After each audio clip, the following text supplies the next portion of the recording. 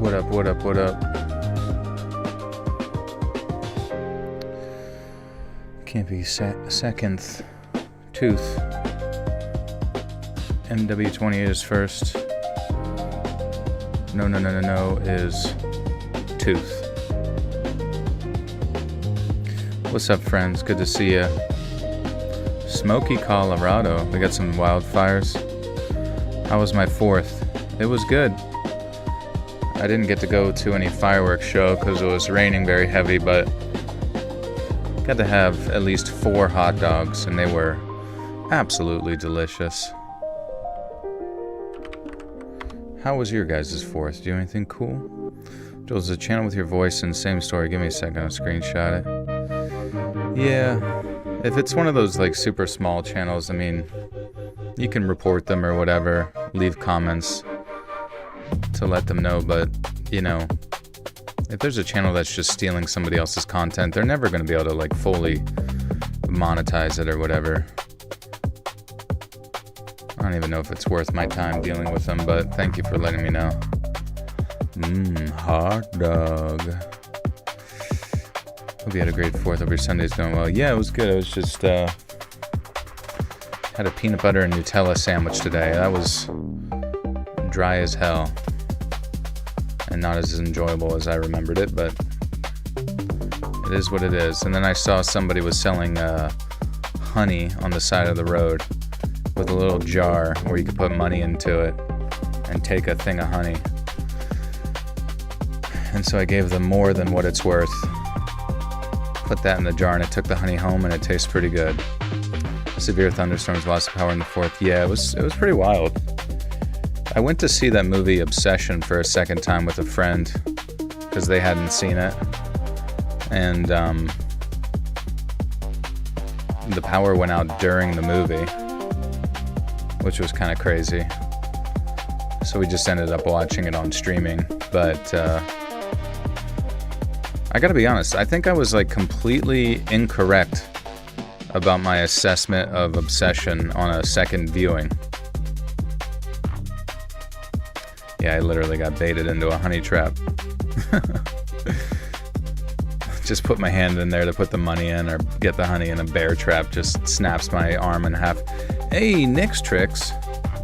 Thank you so much for the gifted memberships. Welcome, Weevil Kisser, Bethany Yerb, Herb, Fost One Undina, Yeshua's Follower, and Pelican Pad Professional. Welcome, friends. You now have access to bonus content. Be sure to thank Nick's Tricks for that. Honey is good for allergens because you're allergic to bees. Oh, perfect. Unless you're allergic to bees. Oh, okay. Yeah, I don't think I'm allergic, but smoking a blunt. Just got done with my Nerd Box live stream about an hour ago. Now it's your turn. What's a Nerd Box live stream? What are they talking about? Not that crazy. It happens to the max when Mercury is in retrograde. What's that? The power going out? Your perspective didn't change because you were with company? No. No. Their opinion wasn't even like, they had no idea anything about the movie, right? So like, but it was the fact that I watched it a second time, and you know, real quick spoiler. So one of the contentious concepts was like whether Bear was like, you know, taking advantage of her sexually while he knew that she was under the spell of the, you know, One Wish Willow. And after watching it, for the initial viewing, I thought like, oh, he didn't really realize until everything was like batshit insane. But I realize now that like whenever he went, you know, started going through like their dating phases, and then he went to that restaurant and his friend called him on the phone to be like, dude, her dad's fine, you know, or whatever. I don't know what's going on with her. He had kind of like a flashback, and you know, visually on the screen really quick to like show that he was having a bunch of revelations of like, maybe it is that freaking, you know, mysterious thing that I used.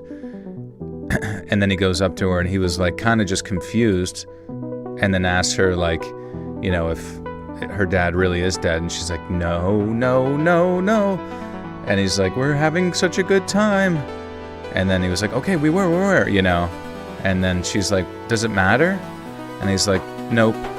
And then it cuts to them like having sex, you know, him just trying to get his nut. And I realized, okay, so Bear clearly does like, you know what's going on, I guess, to an extent, even though like even that sounds insane. You know, I guess it's, I don't know. It's just a really, really weird movie. In many ways, there's a lot of like little details that you just don't pick up until the second time you go through it. Because even like what's her name at the beginning of the movie, or you know, whenever they're in the car, says like, if I like someone, they would have no idea or whatever. Just little things like that. Or even just stuff where she like takes $20 from her friend to give to a homeless guy, and then the friend's like, well, there's his, I guess I just funded his heroin for the week or whatever. I don't know. It's just like a lot of the entire movie was just like so wildly ambiguous with like the characters that honestly it just makes it more interesting that everyone's like oddly flawed in like all these really strange ways. But definitely still just as creepy watching it, like the scenes where she has the flower over her face and all that kind of stuff. Like still just the tension there is just, I mean, it's really just comes down to the sound design, you know what I mean? I'm new to Let's Read and been binging. Gotta ask though, what's with some of the anecdotes at the end of most of the videos? They actually come from these live streams. I'll read the outro and I'll ask people to tell me what they want me to say. And then they do it. So ashamed of myself. I got Sbarro the other day and didn't even eat it all. Nothing to be ashamed of. How's it hanging? It's going good. Is it worth watching? Yeah, I would say Obsession was worth watching. My other friend just watched it tonight and said it sucked, but I can kind of see why they might say it sucked in some ways, but at the same time, I feel like there's a lot to it that's honestly, genuinely, in like a really roundabout, weird way, makes it like almost like a classic. I know that sounds so strange, but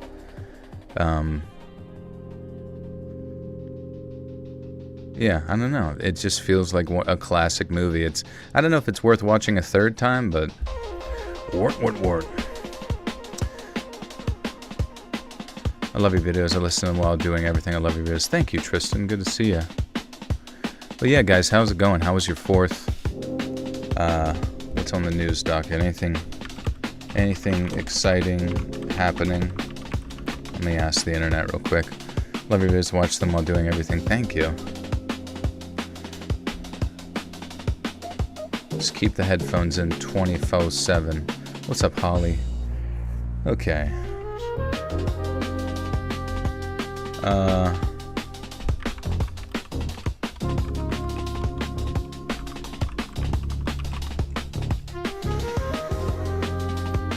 Anyways, yeah, we got some fire lookout stories tonight. We got 3 of those. Appreciate you guys being here. We're going to be recording those for anybody new to the live stream. We just record them, hang out.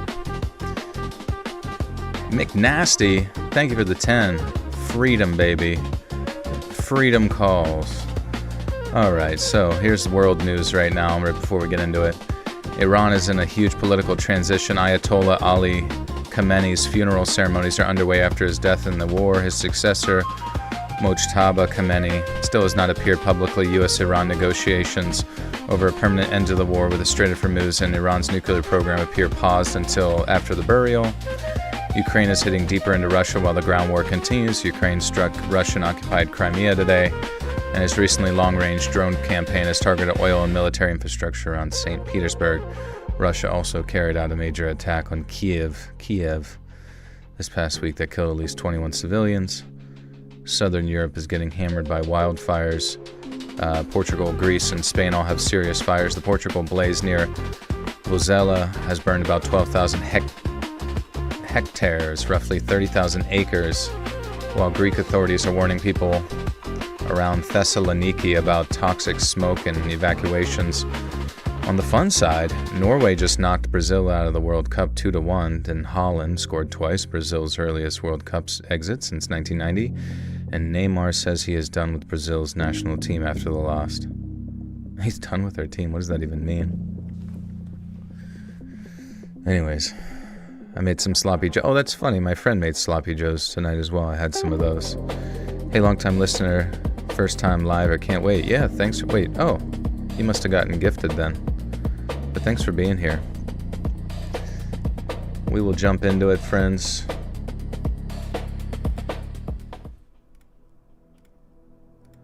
We'll set the mood. We'll get spooky. Holland. Dude, it's kind of crazy watching some of Holland's plays. McNasty, thank you again, by the way. But yeah, just his ability to, like, I don't even know, a lot, obviously, that's what they've done their whole life and all that kind of stuff, but just the precision that these people have with their ability to just, like, place a football, you know what I mean? It really is just absolutely tactical.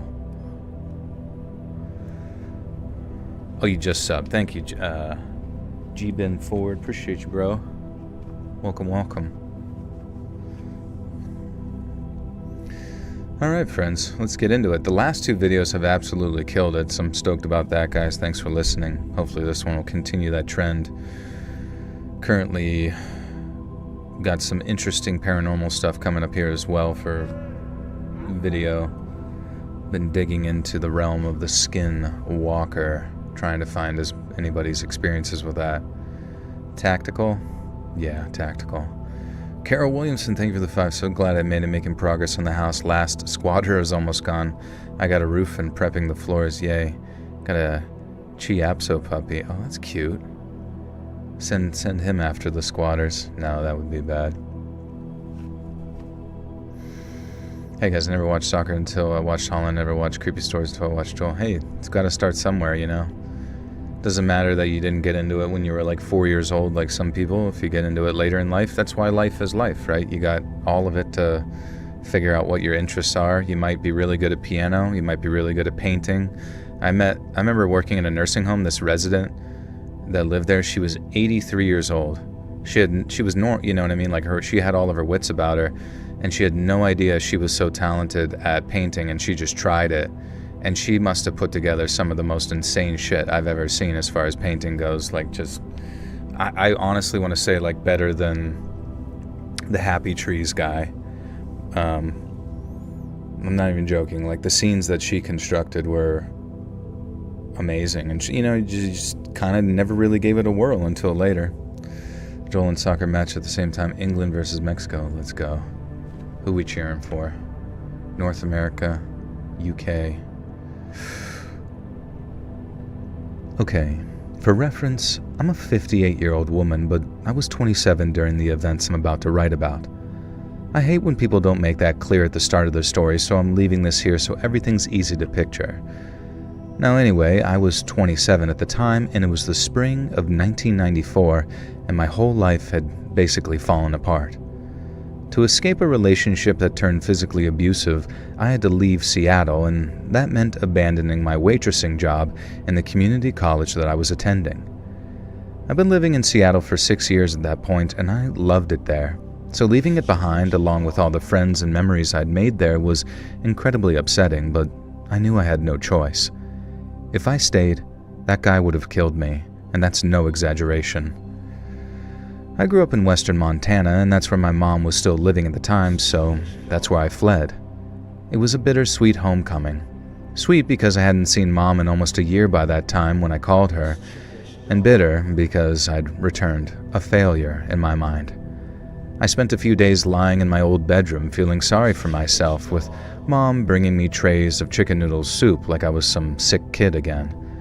And when I was on my feet again, I helped her in the kitchen. We walked our dog together, and then we'd watch Gilmore Girls, probably until bed.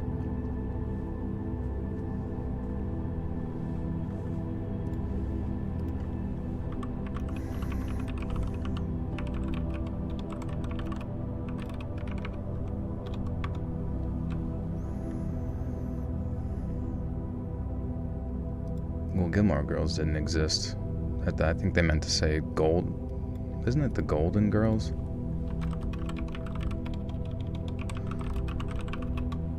Oh yeah, they meant the Golden Girls. Yeah, my bad.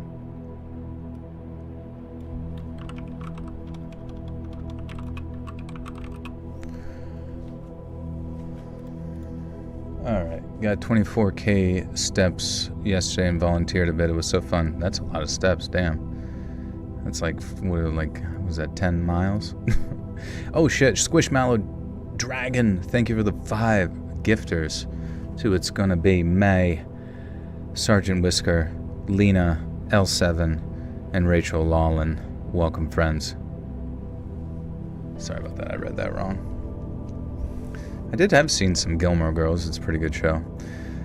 I was nursing home Dawn for a while, and I love that you worked in. They're my favorite places, full of favorite people in the world. I know. It's like I was only there 6 months, and it was just like sad to see people that I like met in the beginning, you know, were like on their way out by the time I had left. It was just very sad. I'm 15 and I got into it at like 8, and I don't know how old I was because I don't know how far back Joel goes, but for the past year and a half I've only been listening to Joel. Well, thank you, I appreciate that. I heard some like really weird thing. I don't know if you guys heard this, but the UK was talking about like forcing YouTube to adjust their algorithm to specifically push like their designated media groups like the BBC and basically state-ran media, which is just like such bullshit. Basically down regulating and down promoting independent content creation, which is literally what YouTube is all about, in favor of pushing nonsense. Hey Justin, what's up, dude? I didn't even see you. Sorry. Is it true the UK is trying to force YouTube to promote their state-ran media? You know, which is literally just like trying to push like propagandistic bullshit. And even YouTube, I think, has like posted stuff like calling for everyone to put pressure on the UK government not to do that. Because, I don't know, you could see a lot of like creators like have basically like no upward mobility as far as their discoverability if like all you ever get is just state-ran nonsense. Okay, so on June 23rd, 2026, the United Kingdom government released a green paper considering rules that would require YouTube, TikTok, Facebook, and similar platforms to make content from designated trusted news sources easier to find in feeds and search. The government explicitly names the BBC, ITV, STV, Channel 4, S4C, and Channel 5, and says it could apply to other qualifying news providers too. In plain English, they are considering making YouTube's recommendations and search give those outlets more visibility. But it's not currently a law forcing YouTube to do this. It's a consultation/proposal.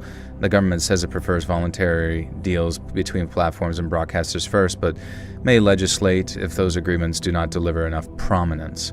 The fair criticism is that this would be government-directed algorithmic favoritism, and government and regulators would help determine who qualifies as a trusted source, and then platforms could be required to surface those sources more. That could affect independent creators and smaller outlets indirectly, even without anyone being banned or removed. Reuters noted that platforms are likely to argue it overrides user choice and disadvantages other creators. Calling all of it state-run media goes too far, though. Whatever, fuck you. Fucking hate how AI always has to, like, you know, whoa, hold on now. ITV and Channel 5 are commercial broadcasters, Channel 4 is publicly owned, and the BBC is a public corporation funded largely through the So it's, okay, so it's if it's not state-ran, then so basically it's these fucking... That's so stupid, dude. It's just like, it's still, imagine if I had enough money to, like, force Let's Read down everyone's fucking throat, you know what I mean? It's just like getting rid of competition. It's so stupid. I hate the government. Let it be known. The government sucks, and it ruins everything. Is anyone here from the UK right now? Yeah, guys, go scream at them. Say, stop it. Lynn, thank you for the 2. And Sarah, thank you for the 5. Says we have memories in the making and Alzheimer's residents paint pictures, and we auction to raise money for the Alzheimer's Foundation. Kind of neat. That does sound nice, yeah. Hey, Ricardo, thank you, bro. What's that notification sound? Dude, it's so, like, random. It, like, just randomly chooses a sound, even though I tell it to do, like, the designated sound. And Ricardo, welcome to the Buttersaw Cult. You now have access to bonus content. Can I tell the difference between real and fake stories? I guess it'd be hard to differentiate. I mean, anybody could send in anything. I mean, it's kind of up to the user, I suppose, to if they want to fact check it or not. I mean, it would just require so much time. That's lame. If we want to watch it, we can search BBC with all their money that they should just produce more popular. I know. Would it be so difficult for them not to produce stuff that people actually want to watch? And it's just so stupid. The UK is so obsessed with controlling the narrative about everything. They don't want anybody ever speaking the truth. They'll arrest you and say that you're the fucking bad guy because you had a criticism. But like, didn't free speech begin in the United Kingdom? Isn't that where it all started? Like, just the ability to speak one's mind. And if there's anybody in the world that speaks their fucking mind, it's people from the United Kingdom. And for whatever reason, they've just like slowly been falling into this state of getting fucking butt pounded by their government because... And then the worst part is, it's like these moral busybodies of the government telling you that you're the bad guy because you don't want to trust them. Like, it's just such psychoticness. Someone was using a flare gun last night with their fireworks. That's amazing. I'm betting $5,000 on the end of the world in November 2026 in Polymarket. If I can win, I can have an island where only can deliver pizza to big toppers. There we go.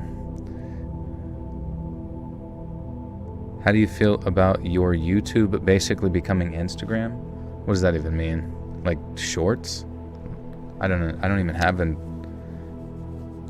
What does that even mean, Justin? I don't understand.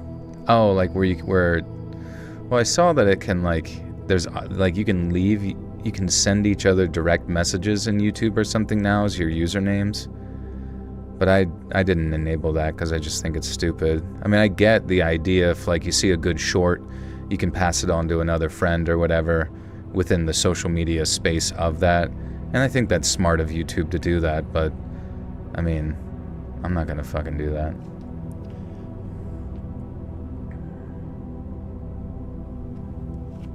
Greetings from Germany, completely feeling your crash out. Yeah, I mean, it's even worse in Germany, isn't it? All this shit, like this constant government bearing down on you with what you say and what you think. It's just like some of the most intelligent fucking nations in the world, and the only way that they can censor people is by turning it into well, actually for speaking your mind, you're actually a hateful person.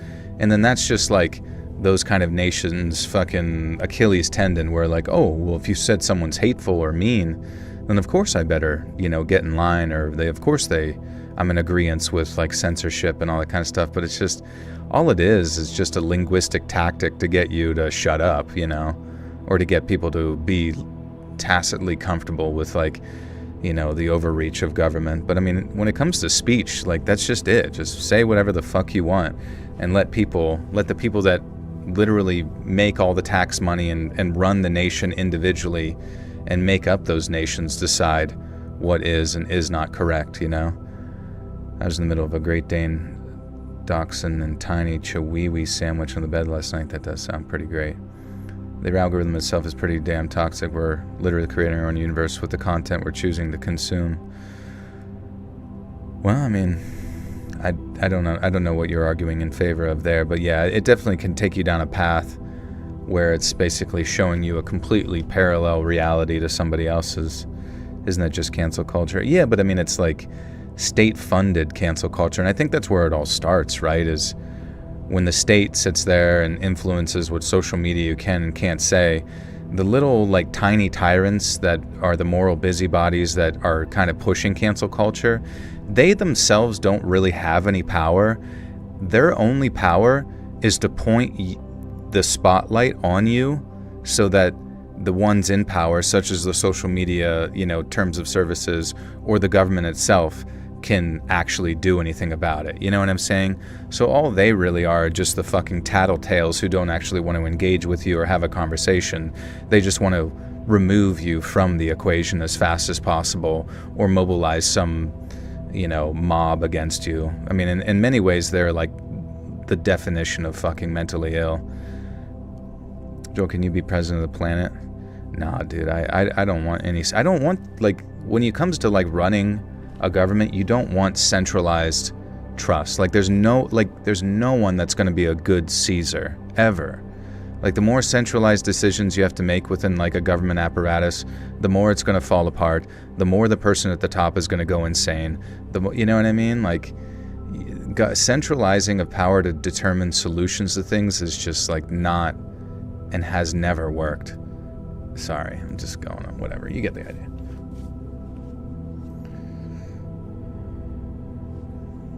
I'm just saying sometimes we mistake what we're seeing in our FYPH as the news. Well, at the same time, define the news, right? Have you ever sat there and actually wondered to yourself, like, why you trust a particular outlet? Like, why? Like, what is the news? Like, what is it? It's information that comes at you describing something that you weren't there to see.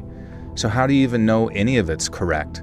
Or if, because to me, if I had enough resources, like if I was a billionaire, I would go buy a news outlet just so I could like paint a certain picture about what I'm doing or what, you know what I mean? Like that, and that's what they've been doing forever, So like for you to just kind of like loosely choose one to trust without having some degree of criticism towards it, or maybe a degree of scrutiny, it's just like, it's illogical, it's irresponsible. You have to fucking like kind of piece reality together through multiple sources to some fashion.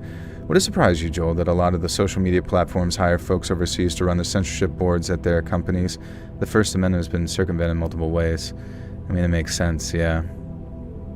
And at this point, you can just like push everything to AI. I think that's what terrifies me the most in the future, is that depending on like how far certain nations fall as far as their enforcement of speech and all that kind of stuff. Like imagine one day you're driving in your self-driving car that you don't even really have any say in what it's doing outside of like designating the location that you want to go. And then you say something that's maybe wrong speech, to a friend. It pulls you over, stops the car, and then like another automated like police vehicle shows up and just like tells you to get in. And if you don't get in, basically robots or some sort of autonomous system, because there's no room for an autonomous robot to like ever have any like moral quandary with like treating you like shit. And if those like, hierarchy of power is like put into place, like what the fuck are you gonna do? We have to get out and be relationally intimate with our neighbors. I agree with a lot of what you're saying. Yeah, no, for sure. I mean, and just to be prepared for anything, you should go to your next door neighbor and say like, hey, what do we do if things go south? Do you have any, do you have any cucumbers I can borrow? Having people from societies where freedom of speech is non-existent concept determine what can and can't be said is kind of bonkers. I agree. Europe will be all right. Leave it alone, guys. Freedom of speech does not mean unfiltered blabbering without rules and norms. BBC is fairly leftist source, but they do good documentaries as well. I don't think you should leave it alone. I don't think you should. I mean, if you have genuine quandaries with your government and what's occurring within the realm of like conversation, I think you should continue to blabber. I think blabbering is an absolute right that you do have to do, because you need to be and have freedom in the free market of ideas to say some bullshit. And even if the bullshit is stupid, you should be allowed to say some stupid bullshit, because if you were to get in trouble for it, what's to stop, a government agency from determining what is actually truthful is, punishable by imprisonment or penalty or whatever. It's just such a slippery slope that you need to allow freedom of speech. Otherwise, it's just going to become worse. Would someone be willing to give me Joel's membership, please? I think it's random. You can't, I wish I could target people individually for giving memberships, because I would get them for you. Yeah, and I mean, it's literally happening within the UK. Like, people do get arrested or talked to by law enforcement or penalized by law enforcement for shit they say on social media. It's not just going to be all right. To poo-poo everything is just so irresponsible. Like, you have to make noise. You have to be annoying. And you have to talk about it. Because, I mean, you only get one life, right? Do you want to just, allow that life to be worse for, your kids and those who come after you? By the way, wasn't there someone in the U.S. who was convicted of a crime they never committed, weren't even in the state where the crime was committed, due to some AI bugging on the data analysis? I have no idea. Maybe you can look that up for us. Having recently retired from the federal government, I can tell you that the self-driving Black Mirror episode, No Transportation for Bad Talker or Car in the Road, we're already working on it. Did I BBQ? I did. I had some, I guess, yeah, burgers and hot dogs.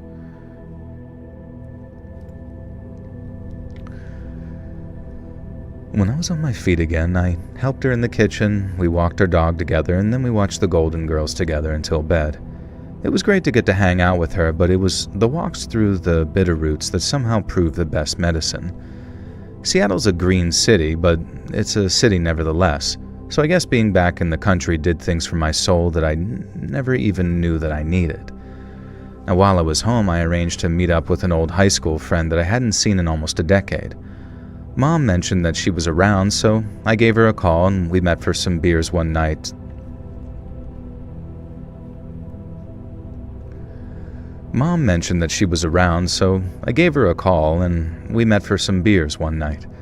It turns out she was working for the Forest Service as part of a trail crew, and when she told me, I felt this sort of instant flash of, let's call it...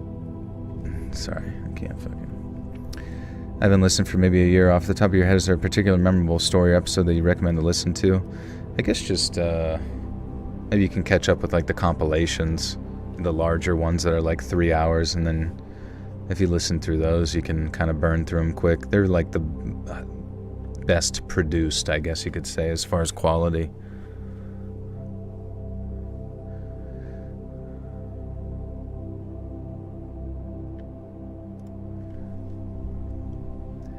It turns out she was working the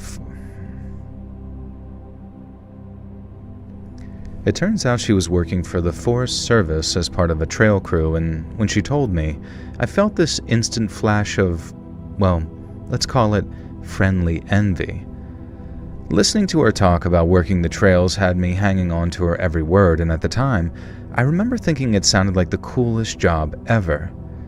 And then when I mentioned being super jealous, she told me about a vacancy that she knew up at Lolo National Forest.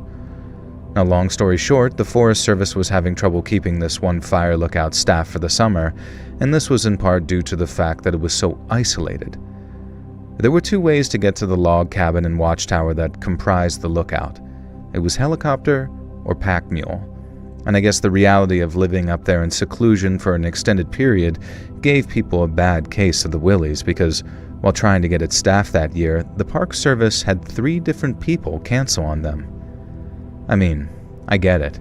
The idea of living on the ass end of nowhere for 3 months with nothing but a radio, a propane fridge, and their own thoughts, I appreciate that's not most people's idea of a summer well spent. But at the time, I was already disappearing into the woods for hours at a time with a backpack, a book, and a flask full of coffee, so the idea of actually living up in a lookout tower while being paid to watch for smoke, it felt less like a job and more like a whole lot, and more like a whole lot more.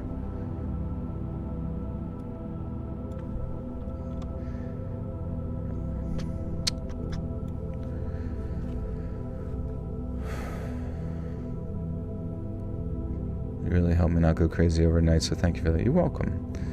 Why don't the UK allow guns and knives? Reference to a story using a pen to probe a house is insane. A pen to probe? Oh, like a pen light? The entire movement at blaming for everything, every problem in the world, we've been made to seem like they're the rest of the world's enemies. Suicidal empathy ensues. Yeah, I mean, I don't know. The idea of, like, blaming people for your problems based on the actions of someone's ancestors who weren't even, like, loosely involved in the majority of it, since it's like once again the military. It's like blaming the citizens of a country for the actions of their government's decisions. But even worse, you're blaming it on the past, so you're blaming it on the ancestors of... So it's like so many layers of stupid that it just doesn't make any sense. And so in reality, I mean, people just... like really anybody who kind of is on the ass end of that receiving just needs to just tell people to shut up. Just shut the fuck up, you're wrong. You can be proud to be whoever you want to be, and, their logic is not existent, I suppose. First time tuning in live, happy man. Hey, Avery, good to see you. I'm going to need you to go to read 100 words of actual history. Nobody's blaming. Well, I mean, there definitively is, like, a degree of that sort of, like, I guess you could say maybe guilt within, or, like, maybe even shame, I guess you could say, that exists within, like, media and that kind of thing.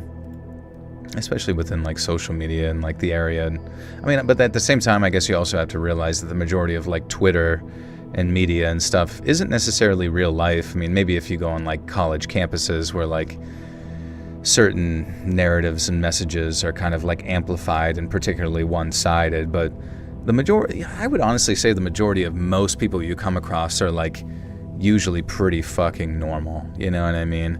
But I think that's the unfortunate thing about social media, is that it certainly paints a certain picture of reality that is completely false most of the time, but then it ends up like shaping legislation, because there's nothing greater to a government whenever you can kind of like create a boogeyman about a situation and then leverage that like made up boogeyman to, you know, enact legislation that consolidates more power to yourself.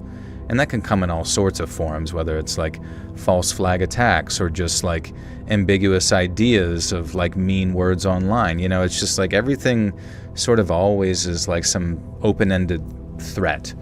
And as long as you have the open-ended threat that the individual population can't like point to as ridiculous, then you can just do whatever you want.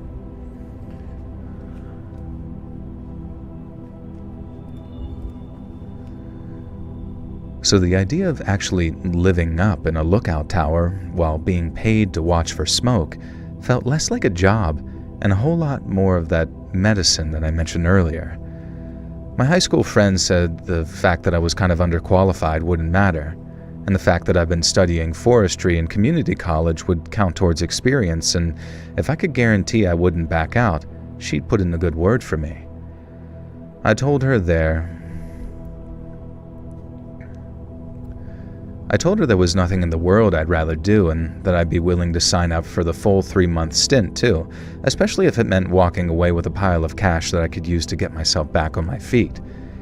And then a week later, I drove over to the district office to speak with a fire management officer. A few weeks later, I got the call that I was headed to Lolo for 3 months. And then after a couple of training sessions on how to use the radio, the Osborne Firefinder, and how to read smoke columns, which I was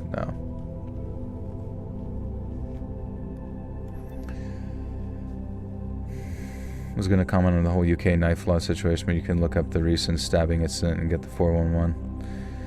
Yeah, I don't know, man. IDK, brother. What time did the stream start tonight? It started like 38 minutes ago. Once someone shoved a marker in my hand and asked me to write anything I wanted for the sake of free speech, and they were disappointed that I wrote self-care is important. Yeah, I mean, they're probably maybe trying to bait you into content or something, trying to say like a bad word, or I don't know, maybe give them an excuse to punch you in the stomach or something. You know what I mean? Like, so many people like are so mentally brain dead that they're just like waiting for you to say like some sort of magical word like Voldemort, just to give them an excuse to like hurt you or ruin your life. You know what I mean? Like, it's that same sort of thing, like somebody saying something dumb online and the sort of comment thread below that being like, goodbye college, say goodbye to college. But then the funny response to that after is always like, hello Harvard. Hello being an astronaut.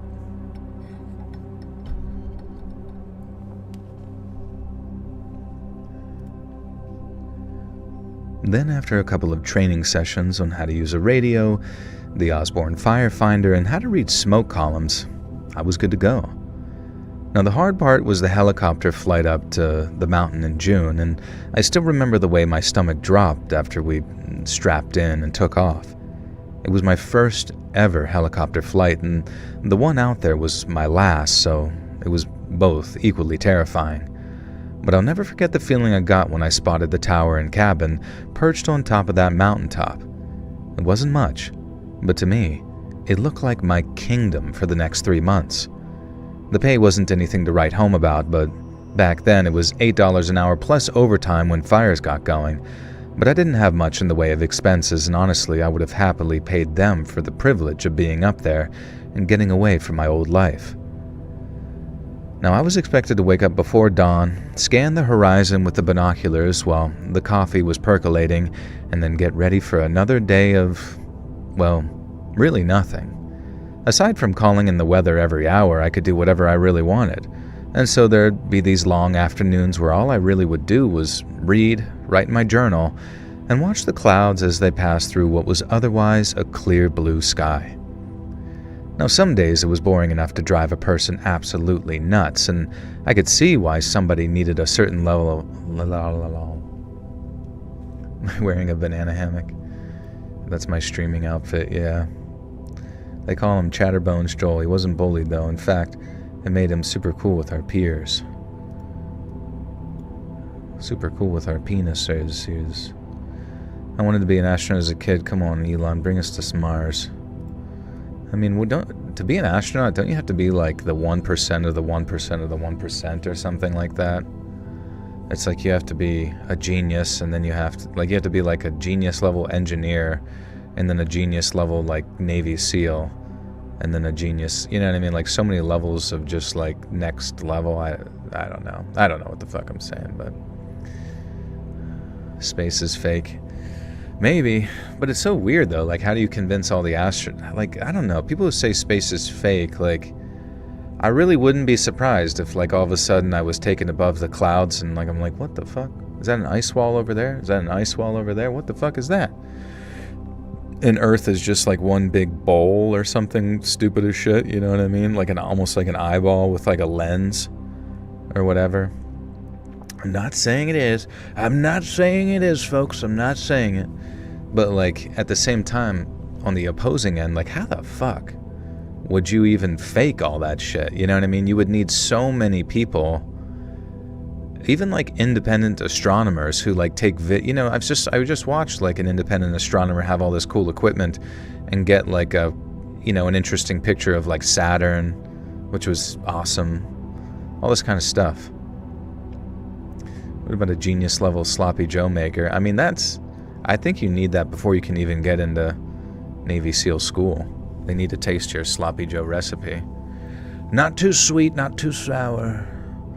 If you want to know about space, ask Joel. He's a skeleton astronaut floating up there. That's true, but I'm only in low orbit. I don't actually know if I can break through the firmament.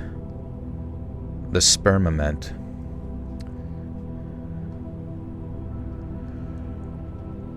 The astronauts are Freemason actors. You know, maybe. They're all pretty good actors, I guess. I mean, I have seen some weird footage where they're, like, in low orbit, and, like, people were, like, doing their, like, floating bit, right? And then they, it's almost like somebody else grabs, like, the wire next to them to, like, stop them. It's very odd. Like, what are they grabbing onto? Why are they grabbing, like, near their belt, like they're trying to hold on to something? And then same with, like, whenever Jeff Bezos and his girlfriends, like, you know, went up to low orbit space, and then the thing that they came back down on, like, changed in size, which I thought was very odd. It, like, changed in size, and then it showed a clip of, like, the door of it, like, he goes up to it with the crowbar, and then it kind of, like, falls off when he just, like, touches it, and he's like, oh, that's supposed to be way more sealed. I don't know. It just seemed very, very weird, but I don't know shit. Do I still play Ark? Not really. I like the idea of it. I just, like, I'm not, like, super inclined to play it. And it sucks because I still wanted to use that, like, Osprey because I thought the sniping seemed fun, but the gameplay loop in that game is just so boring. Like, it's a great game and has a lot of great mechanics and all this kind of stuff, but it's just so underutilized because the gameplay loop is like, go collect trash, and then hopefully you get enough trash to make more trash. And then even whenever you kill people in Ark Raiders, people get mad at you because you're interrupting their trash collecting simulator. They're like, what are you doing, dude? What are you doing? You're not supposed to shoot people in a third-person shooter. You're supposed to just collect trash like it's Hurricane Katrina. Let's read Ark. Oh, you mean like Ark Survivor. I had never really played that, but it seems fun. There's a massive man milkers and Marvel Rivals. What the fuck's going on? Wait, who has tits in Marvel? See, I don't see that. Justin, you kind of over-sexualize everybody. Whenever I play video games, I don't even look at their boobs or their ass or their, you know, giant fucking squadonkey donk. I'm just looking at their personality head on. Did you hear about the guy that got beat up by Hawaiian Batman for throwing a rock at an endangered seal? Nope. But I'm glad I know about that now. It's really important for me to know. Because now I'm going to have to go finish off that seal. He was supposed to die. I limit myself to 2 games for only the 2DS Zelda Ocarina Full Metal Alchemist because no one plays Alpha Sapphire Ultra... Oh, the Pokemon? I don't even know. Neil Armstrong was a well-known Freemason. They placed their Freemason flag on the moon when they landed. Look it up. You know, I wouldn't be surprised, man, honestly. It'd just be so crazy, like... Because do you remember, like, how the Nazis had some, like, strange, abstract, obsession with Argentina or whatever? Because when you look at Argentina and its, like, location to Antarctica, right? I always found that kind of strange because there literally is an island off Antarctica called Rothschild Island, and then another island called Deception Island, right? And I remember there was like some... Do you remember whenever like... who was that guy, that politician Kerry? Something Kerry. And he went down to Antarctica to like visit the fucking penguins for some like weird ass reason. And then the fact that like Antarctica has a sort of a treaty where like no one can do war there, no one can like, you know what I mean, do anything in Antarctica, and that no one can visit there, no one can travel. I don't know, there's something very strange about Antarctica that I wouldn't be surprised if that's like some sort of like home base for, I don't know, the overlords of the planet, whether they're like some sort of aliens, or maybe they're just like really rich people. Yeah, John Kerry. Like, why did he go down there to look at fucking penguins? What am I playing lately? I've been playing this one climbing game that's actually kind of epic. Let me look up what is the name of a rock climbing game. I'm just like making this up in my head. What is it? Oh, come on. Oh yeah, Jusant. What's up, Zampai? Oh, Mexico lost. Jusant. It's a relaxing, atmospheric action puzzle game focused entirely on climbing a massive, mysterious rock face tower type thing. And it's really cool. It's like super epic, and the climbing is like really intuitive, and it's kind of relaxing but cool at the same time. If you ever get a chance to check it out, I'd say check it out.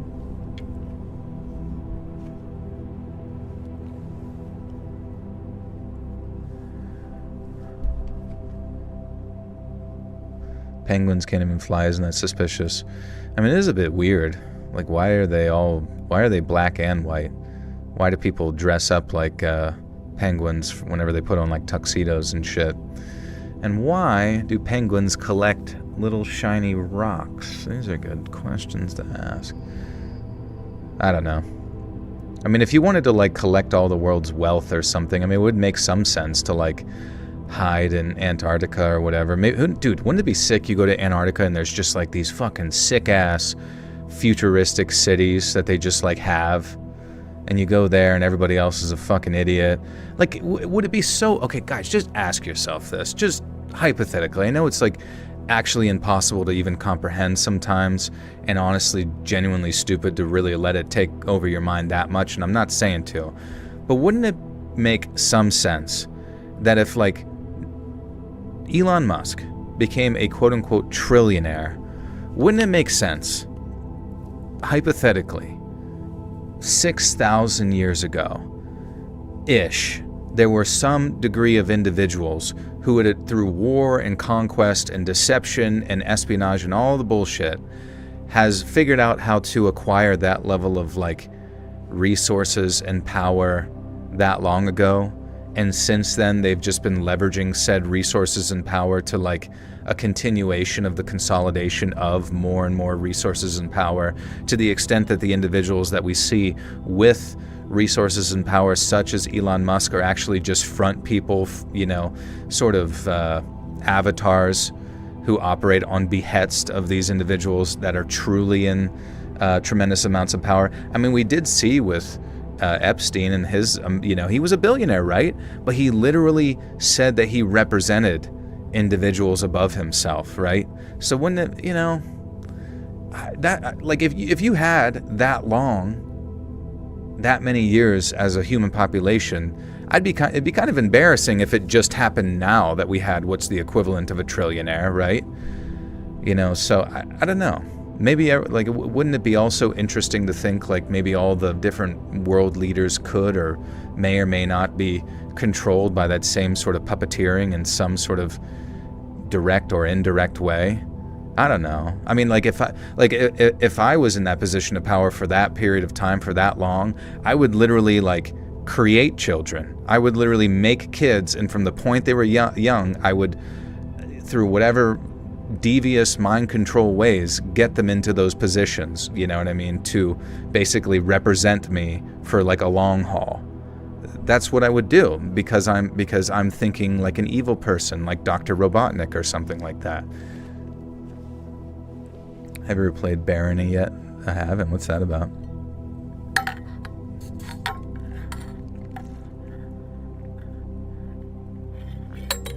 Okay, alright, I'm slowing down. Sorry. Some days it was boring enough to drive a person nuts, and I could see why a person needed a certain level of mental fortitude to last even a month up there, doing the same thing over and over, day in and day out. But other days, especially during things like dry lightning storms... There's no such thing as a dry lightning storm. We're just going to delete that. But other days, especially during things like distant lightning storms, it was quite a rush knowing me and the other lookouts were like the tip of the spear when it came to keeping the whole forest from turning to ash. But it was an adjustment at first, even for someone like me who'd grown up in the country. But after 2 weeks, Brush Mountain Lookout started to feel like home. You ever play the new James Bond game? I hadn't.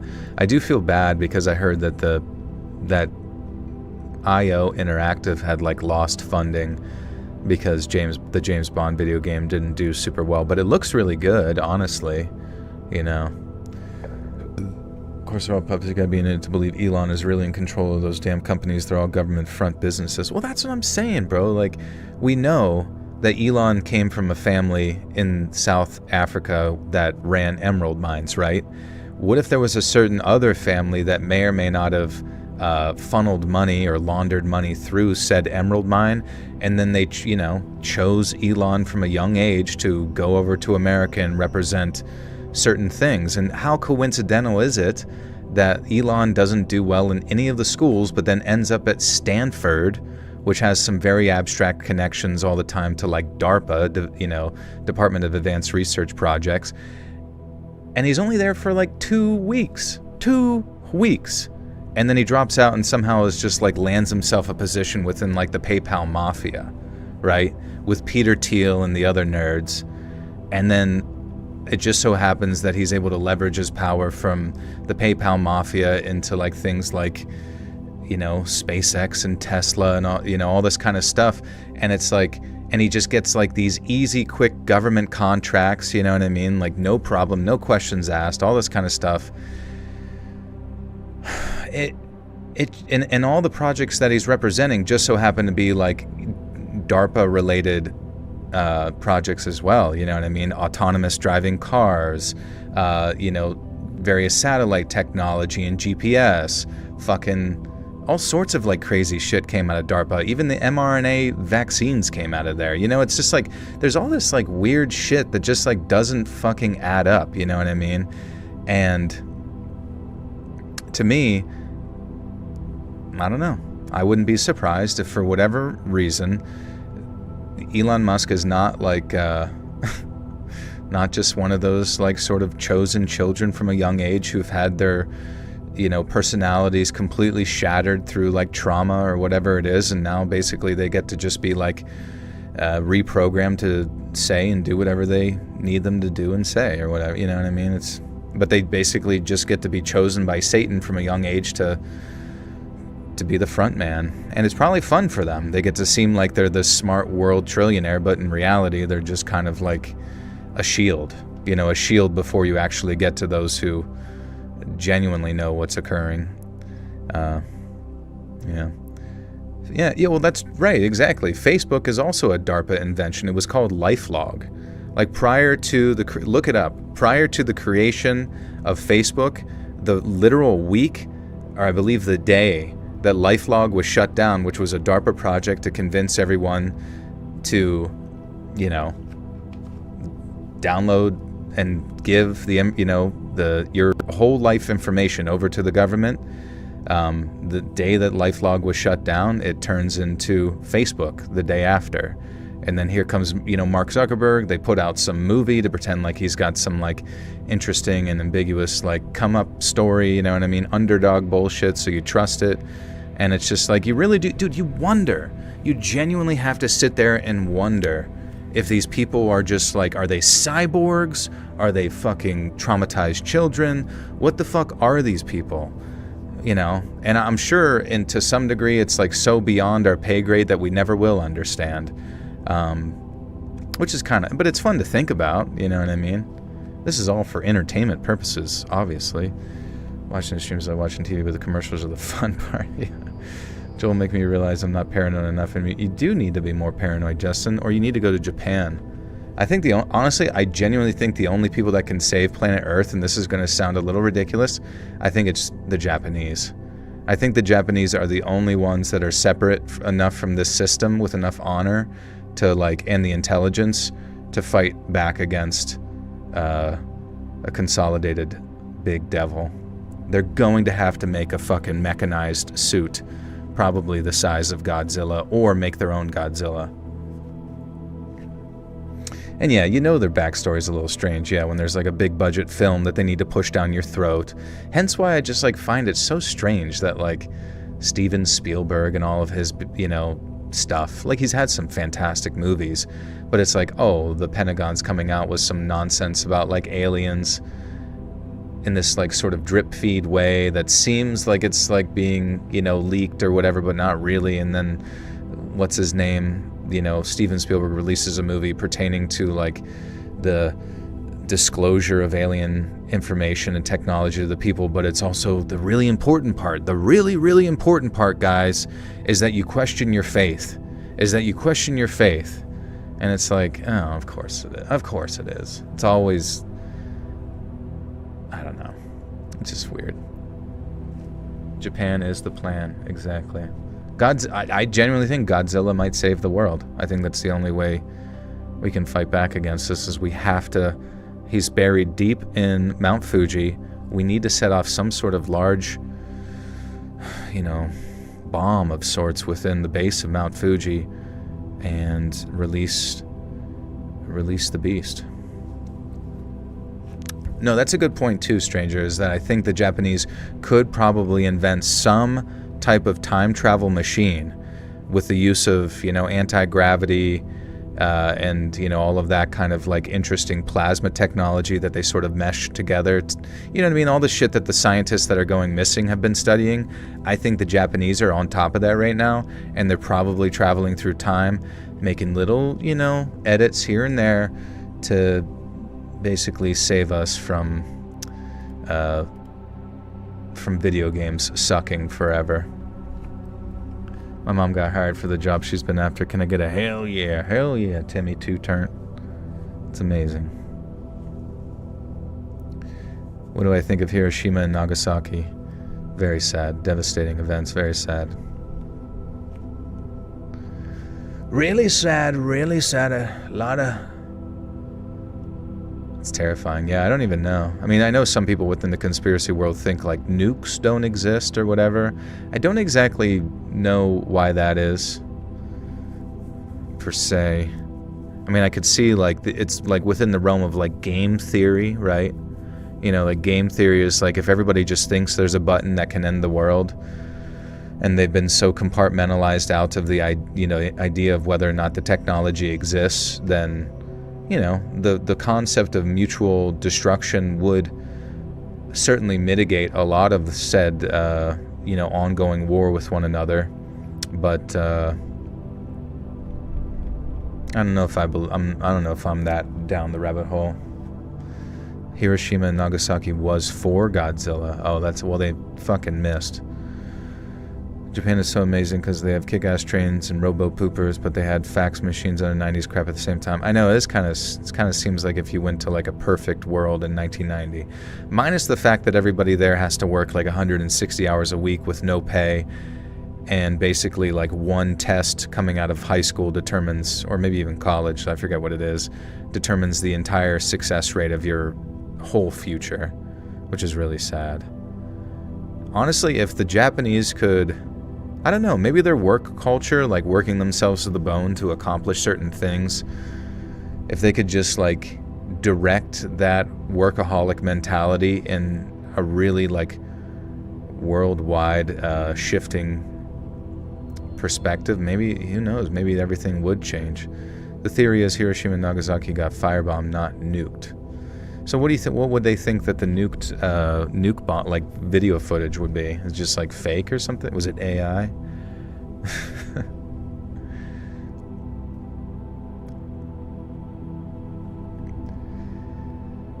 No, it was a big adjustment at first, even for someone like me who'd grown up in the country. But after 2 weeks, this Brush Mountain lookout started to feel like home.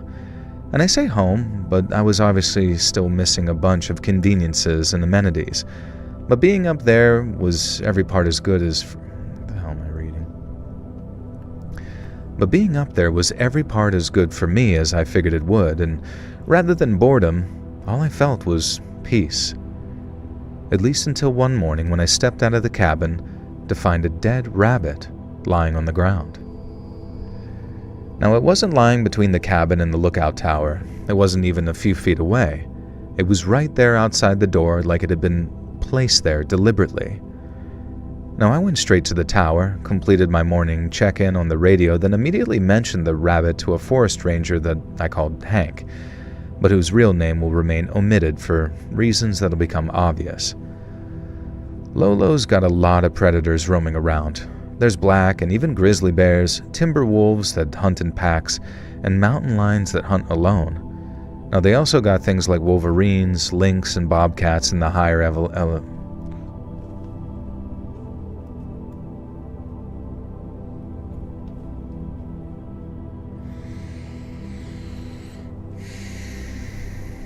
want to see Joel, intelligent mind, in action, evil, good. I vote for both. I mean, I don't... Like... That's the thing, is like, if you, like, have you ever, okay, honest question, guys. If our political system genuinely operated the way you think it does, where someone goes on like some campaign trail, gets voted in, whatever, and, you know, a lot of tumultuous back and forth, blah, blah, blah, and then they just walk into the office. Have you ever, like, pondered for a second how the whole decision process, how the whole day-to-day actually works? Do you really think that every decision within like the well-oiled machine that is the United States and its military and all of its intelligence apparatus just kind of hinges solely based on like one executive dude? No, and I say that respectfully, but it's just like, it's literally, it would be an impossibility to keep something like this so efficient, you know, make any sense if like just some one person can come in and just like shake everything up. That's why sometimes I'm just like, it has to be fake. Like, it has to be nonsensical, or this person has to be like in on it and just there to kind of like put on a show, and like the real, like, you know what I mean, like the real elves are just like doing all the work in the background, and like just an ever-present and working continuity, just a bunch of like worker bees that are just, you know, business as usual, and now there's a new person there to sit there and go around and smile or piss people off or whatever, you know, because if it was just one person to come in and make all these decisions with their supposed selected cabinet, I feel like I'm hyper-simplifying this, and I apologize, but what I'm trying to say is that, like, I don't think the United States or anything that's going on in any government would really last that long if there weren't pre-selected individuals that wouldn't interfere too much with how things are proceeding. Seems in the past other presidents didn't have the authority, but maybe it's because they weren't just abusing it like a current president is. I don't know, man. I legitimately do not know how it works in the background. It's actually comical that most grown-ass adults still believe that's how the government really works behind closed. I mean, well, that's the thing, is like I don't have an answer for either. Whether it's just like a continuation of the worker bees continuing on or whatever, but how that exactly logistically works, or like how things legitimately change whenever there's like a switch up of administrations, I don't know. Like for all of us, we're just sort of like all of our decisions come down to just like showing up on voting day and then like selecting blue or red. Like that's so like wildly disconnected from anything that actually matters at all that it's kind of sucks. Like I wish there was a degree of like governance where like you know what your tax bracket's going to be, right? You know you're going to be at the you pay 25% or 35%, or in the highest bracket you end up paying like a total of 55% of all your money to federal, state, and local whatever. But I wish, in the same manner in which you got to like quote unquote vote with your dollar on whether or not you wanted to buy Grand Theft Auto this year or go see Supergirl or whatever dumb bullshit you like, have a subscription service to. Justin's is OnlyFans. But it's like, I wish there was a manner in which you could decide where you distribute your tax dollars, because that to me would make me feel like way more involved, because then that would be a direct indication of where most people's priorities are, and the process of quote unquote voting wouldn't feel so disheartening to the opposing side when they could just select where their money is getting distributed to, at least in some way. What made you create this YouTube channel, and do you have any personal paranormal experience stories? Well, I just wanted to make money, you know what I mean? That wasn't my normal job, and that worked out, and I'm thankful for that. Thank you guys. And then my paranormal story is, on 2 separate occasions, I was able to pray over a butterfly, and it came back to life, so that was kind of cool. Maybe I can do that with other bugs. I don't know.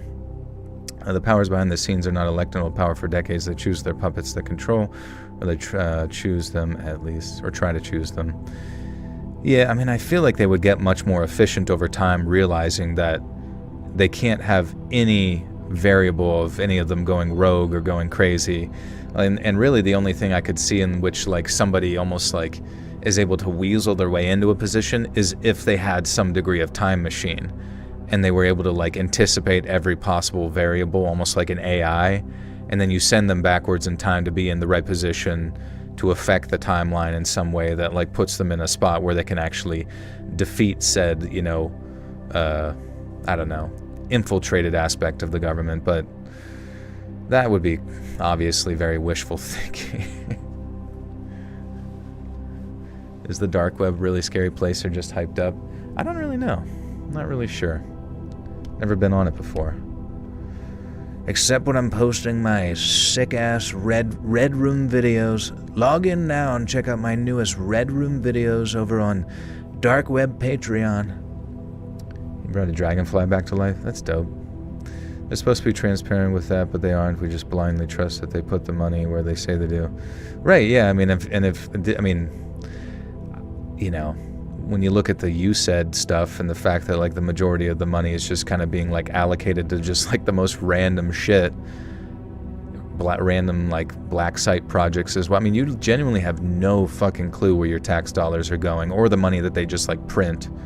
Sometimes at some points I just think like taxes exist solely to just keep you busy, to just like cut you down at the knee for any sort of like financial mobility, upward mobility. Why is a YouTube narrator giving better political take than everyone else? I mean, I'm not that. I listen, I know I say some wild shit. I do consider myself a very open-minded person. I don't like to be mean to people, right? The way some of the political people do. Like honest question. Why are so many political people so mean to each other?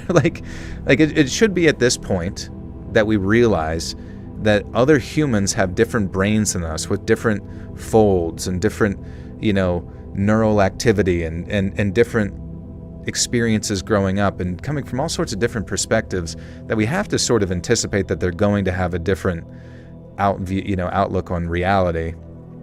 And it always just like weirds me out that like so many people are so mean to each other as far as those having those different perspectives. So, because all it does is mitigate your ability to ever like convince them of something else, right? It's a kink. It might be a kink, and it certainly does sell. Like I genuinely think that I'm very prone to the kink of being angry. I'll watch political stuff and, the drama and all that kind of nonsense, and it is kind of a kink to just be angry, and it sells me on like checking out the newest like sort of dramatic outcome, because it's almost like listening to these scary stories in a weird way. Like, why do you guys listen to scary stories? Probably because it has like a conflict and some degree of ending to that conflict at some point. And I guess in the same way, like that's what politics becomes to people, is like a degree of entertainment. But like I would say like genuine healthy debates between people that existed back in like for forever, right? Just doesn't really, I don't know, maybe I'm just not searching it out effectively enough. Simone, welcome back for 19 months. Says, good day, Buttersock, sending all the good vibes. Thank you, Simone. God bless you. Joel for president, I'll vote for him and make sure he's highly protected and use bodyguards as a shield. I wasn't born in the right family, I'm sorry. Kind of sucked the storm, ruined my Saturday firework. Yeah, same here. It's not fun. Do you like when people write you directly and write your name in a funny way? I was listening to one this morning and he called you Jolo. That's fine. Yeah, I don't mind. Some people think I'm Joe or Joey. Hey, Joey. The only way to win is if someone else loses. Yeah.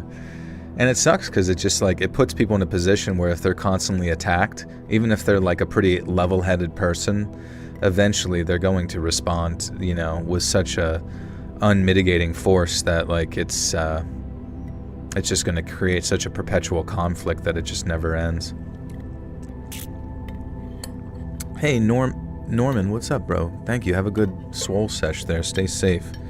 Warm up your shoulders. I feel like a lot of strong believers are somewhat narcissistic. They surround themselves with people who only agree with them.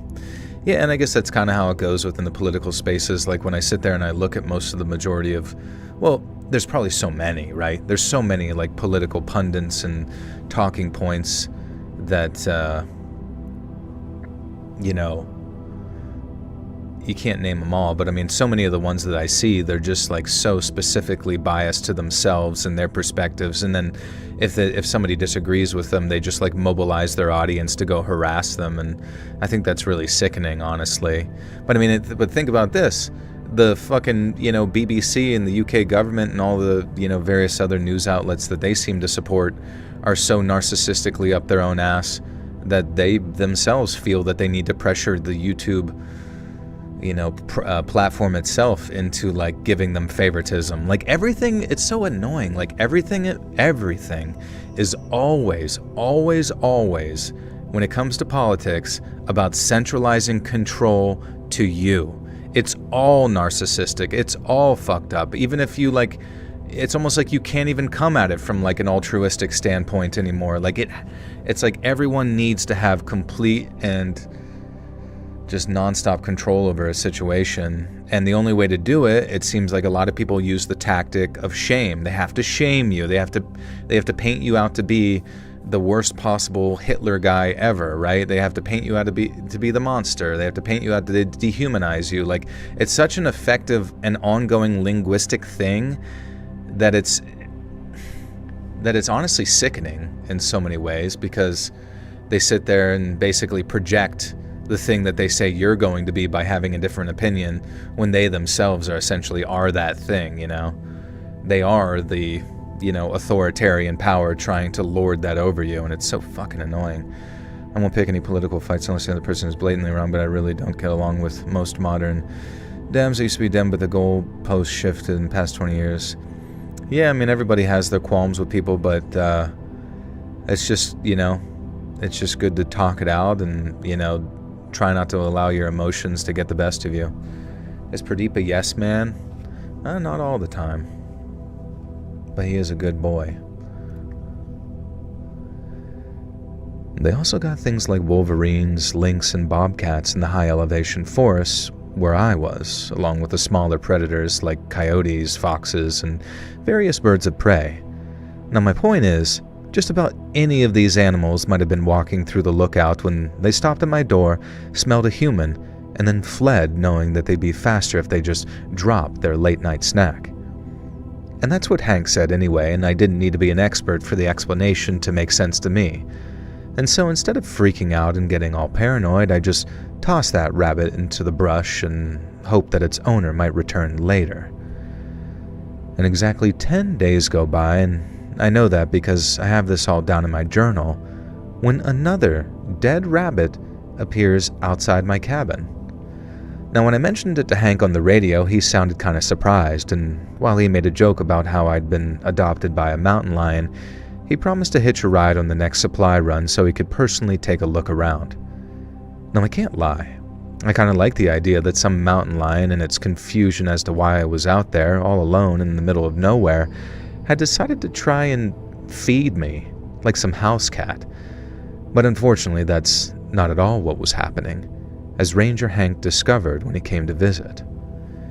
Now, like I said, he flew in on the resupply helicopter at the end of month 1, and by then, I'd found a total of 4 rabbits outside my cabin, 1 for each week I'd been there.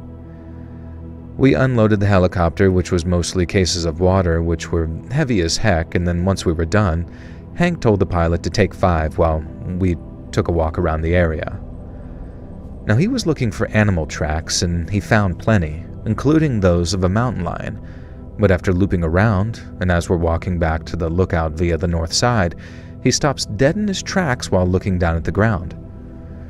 Right away, this made the hairs on the back of my neck stand up because I literally watched his expression go from carefree to fearful as he's looking at the dirt.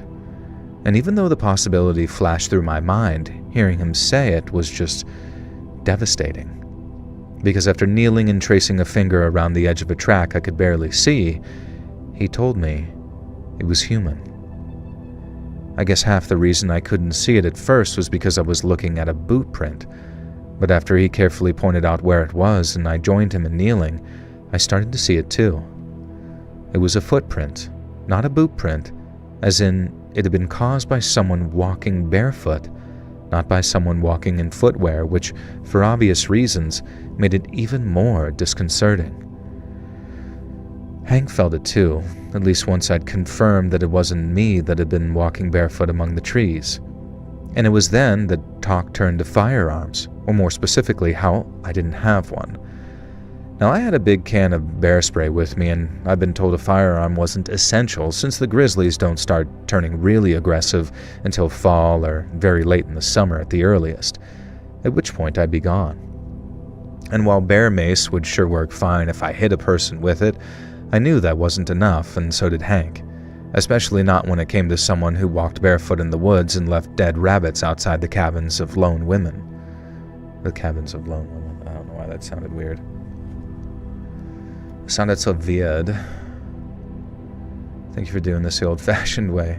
What's the new-fashioned way? AI or something? Oh, what's annoying is horror narration genre is overflowing with AI slop and YouTube keeps recommend. Oh, yeah. Yeah, I don't know why YouTube recommends the AI shit. I mean, I guess it doesn't differentiate or be able to tell, but it's so annoying. What annoys the fuck out of me, bro, what annoys the shit out of me is a really, really interesting video will pop up in my feed, like just anything that you can imagine in your head with a cool thumbnail, you know, something like, I guess this is kind of like normie, but it might be something like why the Matrix is like way more than you think it is, or, you know, way different than what you think it is, like as a just a stupid thing to put on the background that you're like, oh, maybe I'll derive something new from this that I've not heard before about the movie The Matrix. And then you click it and it's just fucking an AI voice, and you're just immediately like roll your eyes and you're like, fuck this, I hate this shit, aka this poop. Have you ever been to Hawaii? I was in 2014, Oahu, and it was beautiful. I did one of the most dangerous cliff jumpings I had ever done in my life in Oahu. It was cool. but it was terrifying. And I'm pretty sure something, if you want to talk about paranormal experiences, I'm fairly certain something saved my life that day, because there was this area in Oahu, I don't exactly know where, but just imagine going to the end of a really nice neighborhood where it's like a cul-de-sac, right? Hey, Billy Wambold, welcome to the Butterstock Cult. You now have access to bonus content. Thank you, friend. Check out the bonus content playlist. So you get to the end of this, like, little suburb, cul-de-sac in Hawaii, and it has sort of an entrance to what essentially begins a jungle. You know, you go from, like, really nice areas to what now begins like a jungle that kind of, you know, the pathway is very muddy, and it walks along like a stream, to the extent that I had like Crocs on, right? And so I started walking in the stream, because to walk in like the muddy pathway was so incredibly impossible, because your feet would get stuck in it and pull your shoe off, that it was easier to just walk in water up the stream. Now, you know, we walk for maybe like a half hour, and it become very dense jungle. And we come to a waterfall, and with a bunch of like a pool a small pool at the bottom, where like maybe like 10, 15 people could swim around and stuff. And there was already like some young people like us at the time, like swimming and jumping off or whatever, but I saw where they were jumping from, and it was high as fuck, dude. It was like, well, I don't even know. I'm just gonna guess it was like 60 feet in the air. And the manner in which that they were jumping was like, it was like they were well, you know what I'll say is I walked up this really, really steep incline trail to get where they were jumping from, because in my mind, I'm like, anytime there's a cliff jumping thing, I tell myself I have to do it once, whether I go to the high dive at a pool, or I go to a, cliff jumping at a lake, or whatever the fuck. As long as other people have done it before, I'm gonna fucking give it a whirl and see what fucking happens, because, what's the worst that can happen other than dying? And like, so, you climb up this jungle that like loops around, and you get to the top, and obviously when you get to any sort of like, high up height, whatever the jump looked like when you were down at the bottom, that just seems kind of like high but kind of chill, just like multiplies by 5 when you're up there, where you suddenly get like this like sense of like vertigo, and you're like, how the fuck am I going to do this? Now, prior to doing any sort of other cliff jumping, I always kind of like built up speed and did a running jump, as one would anticipate, to avoid landing on anything that would be dangerously below you. But this place was so fucking condensed and tight at the jumping spot that you couldn't run. And there was no, like, because as soon as you get up to the top, like the top step, it basically leads to like steps. So you'd almost have to like run up steps and then get a jumping lead. So what they did was somebody at the top carved out like this exactly perfect like square standing area, like a small diving board, but only big enough for just like your 2 feet to fit in, with my dumbass Crocs that I had fucking on. They were like Mickey Mouse Crocs from Disneyland that I stole. And like, I'm just sitting there, and I'm like, it took me like so fucking long, like literally a half hour of just like building up the courage to like jump off this fucking platform, because I genuinely thought that I only had one chance to land in this one area that was only like, that was the only area in that pool that, because they warned me, they're like, there's only one area in that pool that's like 5 feet deep, and the other place is like sort of an incline down, so you're going to like fall into it and then like land. Or if you don't get enough distance from the edge, you could, crash into the bottom or whatever. And so I'm just like, oh my fucking God. But I gotta do it, I'm up there, there's like a hot chick down at the bottom, you don't want to look like a fucking nerd. So I just like 1, 2, and I got like no fucking hops at all, and I'm just like 3, and I go, and it's just like, whew, and I'm falling so long that normally when you're falling, you don't even really have time to think before you hit the bottom. I literally had time to kind of just like contemplate things as I'm like going down. And I swear to God, I was like heading towards the ledge of where all the fucking, stone and the incline was around the pool of water. And I'm not even kidding. I like feel my body being like pushed, like almost like going down like a slide of air or like force or something, and it just sort of like slides my body forward another few feet as I'm falling. and, you know, landing in that fucking pool as fast as fucking possible, and I can like feel my like Crocs like hit the bottom of the pool while kind of like causing my knees to like bend in that moment, but it was just enough water to like mitigate any sort of like damage from the fall. And it was the most intense feeling ever, and I never ever wanted to fucking do it again. He sent me a murder case story, well, like a true crime story. If he were to write you a fake story, would you read it or want to test my story writing skills? I mean, you could try and trick us, it's fine. We will find out though, and we will find you and tickle you. Joel, your story reminded me of the pool scene in The Diary of a Wimpy Kid where the actor lost his shorts while jumping off the high dive. I just took my shorts off right out the gate just to prevent any of that. Joel's a witch. I don't know, man. I mean, sometimes I just feel like I'm like, just like anybody, just like divinely looked out for something beyond yourself, you know, whether it's God or Jesus. I mean, I hope it is, right? But I definitely feel protected in that sense. You just eat my shorts when you find them. Is that what you're talking about? Scariest New York experience? I mean, I only really went to New York City when I was in like 5th grade, and then another time when I was like 21, and it was just like different experiences there. I remember like people were so negative. They were so mean. Like they just didn't have time for any of your questions, any of your bullshit, get the fuck out of my way, move the fuck out of my way, what the fuck are you doing, blah, you know, all that kind of stuff. Just like looking for conflict everywhere they go. And then I sat in this diner that was like disgusting, where like you're eating next to like the bathroom where people were like shitting. And whenever you're like, if you had to use that bathroom, like the cooks are like right there next to you. But then it was like some of the best orange chicken I'd ever had in my life was in this like shitty diner in New York. And then when I was sitting in the booth in the diner, I was with a friend that, you know, we visited together. And there was just like these young kids with like their shirts off that were walking by the diner. And I'm not even kidding. They just like walk up to our booth as we're eating and just like start staring into it. You know what I mean? Like they're on fucking ketamine or something. And then one of them just starts licking the fucking glass. Just like, just up and down like they're fucking like Stitch from Lilo and Stitch. You know what I mean? But they're just, like clearly, like they're not even that old either. Not even like older teens. They've got to be like 12 or 13 years old. But it was like they were trying to be as intimidating or whatever as possible, but I'm like, what the fuck? I don't know. Thankfully I didn't get any further trouble from them, but I don't know. Like, New York is cool. Everybody is dressed to the nines. They look fucking good, I guess. I haven't been there once again since like 2012 or whatever the fuck it was, but I heard it's, you know, pretty shitty.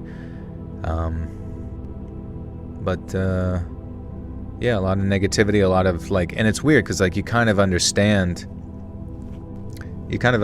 why people sort of lose their soul moving to New York, because after just 3 days of being there for like a weekend or however long I was there, I felt just like a certain degree of like defensiveness everywhere I went after that for like a week. Like it was like I was feeling my spirit changing, existing within that environment.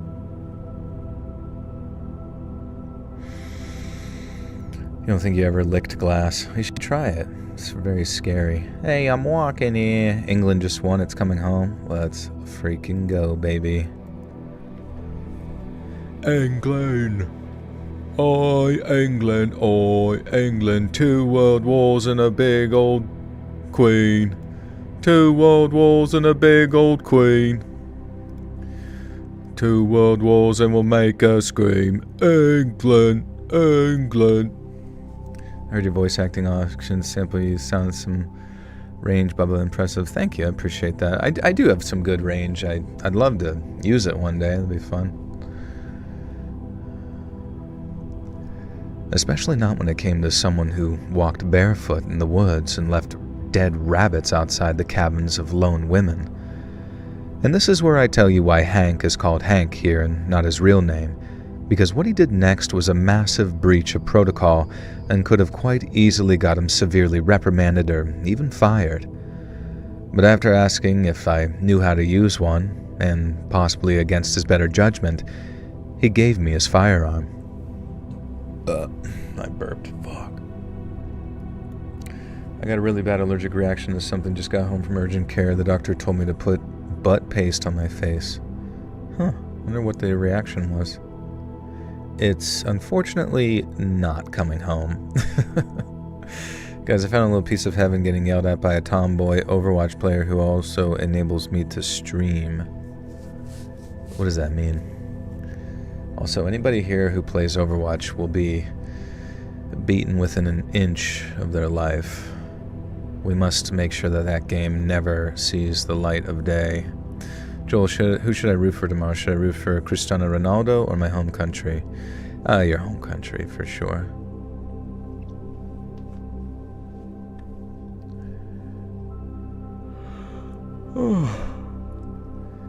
But after asking if I knew how to use one, and quite possibly against his better judgment, he gave me his firearm. Now, I hadn't fired one in about 14 years, but I knew the basics of how to load and fire one. Taking a breath, squeezing the trigger, all that stuff. But as he held it out in front of me, I didn't want to take it. Taking it meant accepting that I hadn't been living the life of some Disney princess, being accepted and fed by the local wildlife. It meant a strange man had been walking around the lookout while I slept, probably after spotting and then watching me during daylight hours. Now, it had all these questions whirling around my head like a tornado of panic, asking, how often did he stalk me? Was he close? Was he watching right then? Hank had to bring me back to reality and asked if I was good to go on. Now, he'd happily cover me until they found a replacement, and while it was undeniably an inconvenience, it was considerably preferable to me coming to any harm, but I wouldn't hear of it.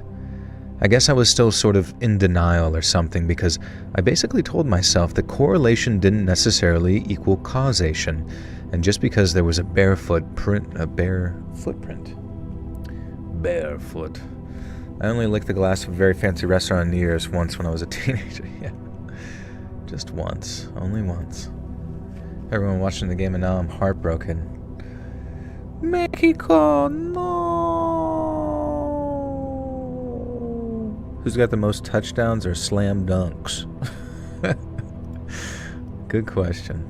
In all of the World Cup, or what are you talking about?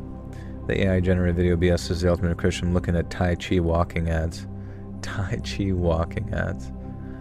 It is kind of weird to think like some of the AI makes up just like they make up a product and then you go to it on social media to buy it or something and then it's just doesn't fucking exist.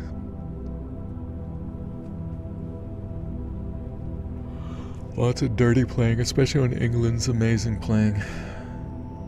Yeah, it's one of the weird things. Whenever I only really watched that Scotland versus Haiti game, and it was like they would just tackle each other every 2 seconds, but I mean in the sense of straight up throwing each other down. But then there was, on top of that, they would try to flop the whole time, so the whole game just felt so slow. I don't know. I admire, their sort of dexterity with their feet and their cardio playing for 90 minutes, but holy shit, the flopping is just so cringe.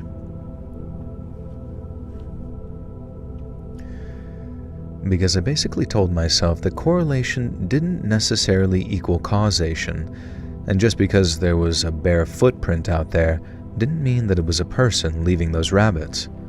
And besides, I figured that they wanted to hurt me, they'd have probably tried already.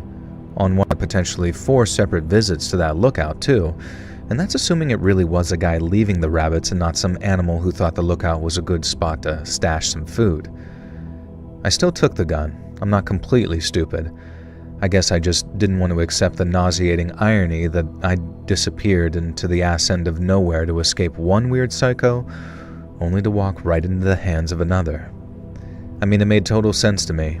It was the edge of the Pacific North in the 90s, and of course there was a weird dude stalking lone women and girls in the woods. But at the same time, it seemed so unlikely as to be almost impossible. Now, I didn't fully accept the danger I was in until my gentleman caller made it blindingly and horrifically obvious what his intentions truly were. And so I opened the door of my cabin one morning, and since I'd taken to bringing it with me, England, England, it's England, oh, it's England. I've been squeezing on my Englands for England. That's a chant that they did earlier. You guys didn't hear it since you were here. Menta sorvete, welcome to the better Sokoto of access to bonus content. Have you been stalked today, Joel? Probably. Just didn't even hear about it.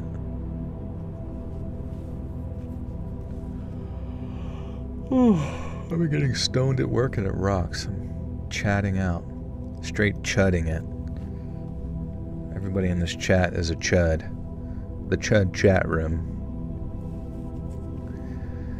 So, I opened the door of my cabin one morning, and since I'd taken to carrying it everywhere with me, Hank's gun was tucked into my belt.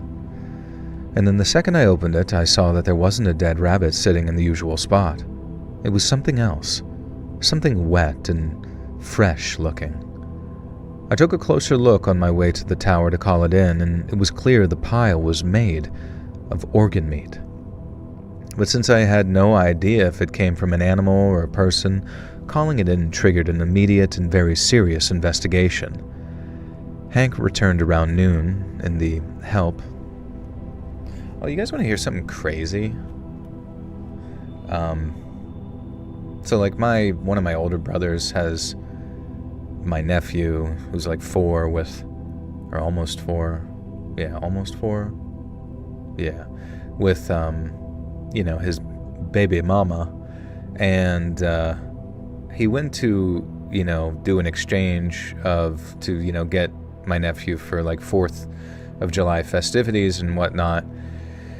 I guess on the 3rd, and when she answered, she was like kind of like talking like slurred and all this kind of stuff, and she's not like, she doesn't use anything or do anything or drink or, she's just completely clean. And then basically she ended up going to the hospital under the anticipation that she might have been having like stroke symptoms, you know what I mean? But then the hospital that she went to like sent her home, which was kind of strange, and I like checked in later to see if she was doing okay. And then, my brother was saying that she was still like, talking strange or whatever. And this was on the 4th of July, so I'm like, okay, the day after. So I was just like, I asked my one cousin who was going to like a mutual party for the 4th of July, who was in that area, and he's like a physician's assistant, to go like check in on her, or like to keep me posted on what's going on. And then he actually went over there and like talked to her, and she was like at her home, like still like not able to identify certain things and kind of like talking slurred and basically just unable to speak for herself. It was just very odd. And so like they ended up having her taken to another hospital, and then I don't know, like she seems to be doing better, but they identified it as not like a stroke, but like some sort of like strange, like they were looking into her sinuses, like some issue with her sinuses, which I don't know. It's just weird because you get like information like second-handedly, third-hand, you know what I mean? You just don't know what the fuck is going on. And it's not like I know her extraordinarily well or whatever, but I just unleashed the ladybugs and there's a lot of them. Nice.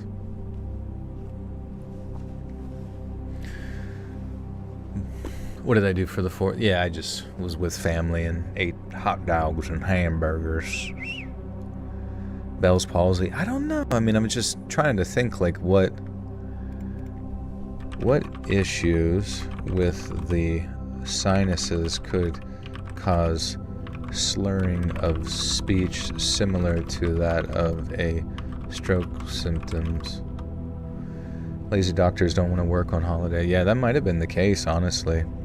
Slurred speech is not something to pin on sinus trouble at home. If it's new, sudden, or happening now, treat it as possible. Stroke 911. Checking the rare sinus exceptions can separate sound congestion from actual neurological warning signs.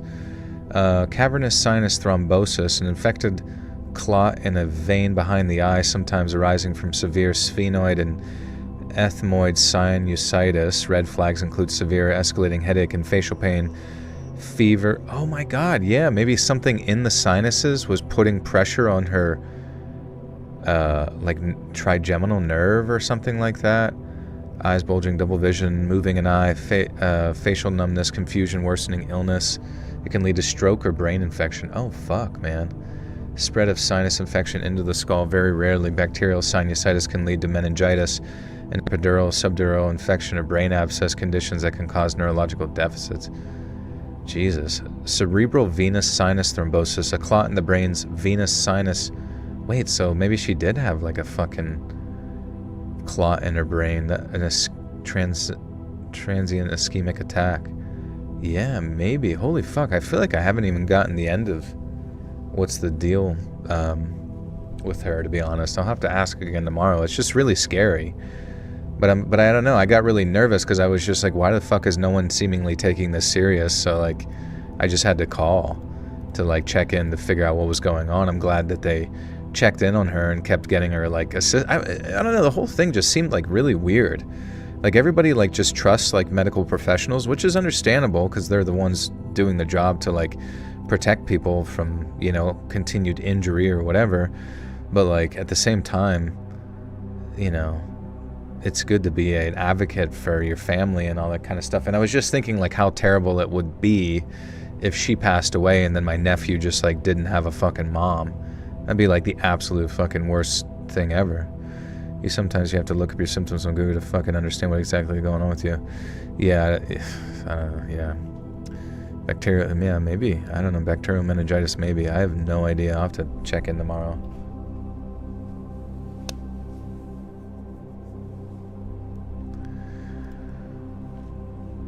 Have I ever written my own story? Not really. I've tried different things and I just don't stick with it long enough to like really see it through, but I really, really need to.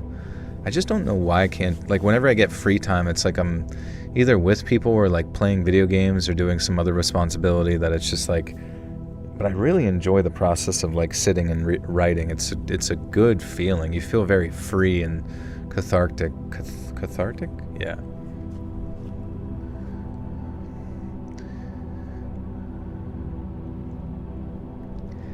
Hank returned around noon to help in... What is this? But since I had no idea from him for calling... Oh yeah. Hank returned around noon... Okay. But since I had no idea if it came from an animal or a person, calling it in triggered an immediate and very serious investigation. Hank returned around noon to help, accompanied by another forest ranger who'd once studied veterinarian medicine. Hank returned around noon to help, accompanied by another forest ranger who once studied veterinarian medicine before changing career paths and enlisting in the service. And it was her who determined that it was a pile of organs someone had dumped outside my cabin, and that in all likelihood they belonged to either a deer or a moose calf. But that's not what I found so sickening or scary about all of this. It was the fact that the organs, which looked like they'd been torn out of the animal's body cavity, not just cut, consisted of a womb and 2 ovaries, along with various pieces of bloody connective tissues. Now the lady was completely white in the face as she realized this, not so much what they were, but why they'd been put there. Now, we could safely rule out the possibility of an animal being to blame. I mean, aside from the human footprint, the kind of deliberateness of leaving a womb and ovaries suggested an intelligence way beyond that of anything that moved on 4 legs. But it is what it said, what it suggested. What the fuck is this? But it was what it said, what it suggested, is what it said. What it suggest? Okay, I see how it's... Sorry. Oh, do you come from a long line of mussels? Mussels? Like the ones that are down in the ocean?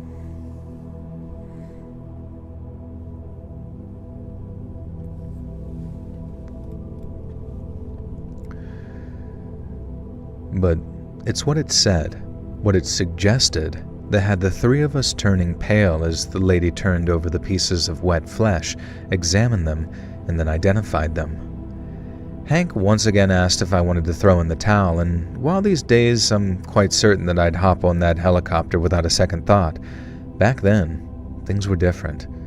You can call me all kinds of stupid in the comments or whatever, I don't mind. Lord knows that I've said it to myself what must be hundreds of times already. But in the moment, what I felt way more than any fear, which was already a lot, was anger. Like, how freaking far did I have to go to get away from psycho men? The Amazon? The Arctic? The mother effing moon? Like, all necessary caveats aside, not all men and all that positive stuff, but back then, stood outside the cabin with the smell of those organs in my nose. I remember shaking more out of anger than fright. I spent the last 6 or 7 years letting some a-hole run me into the ground. From my old bosses to my ex-boyfriend, they made my life hell. One of the promises that I made myself after moving back to Montana was that I was never,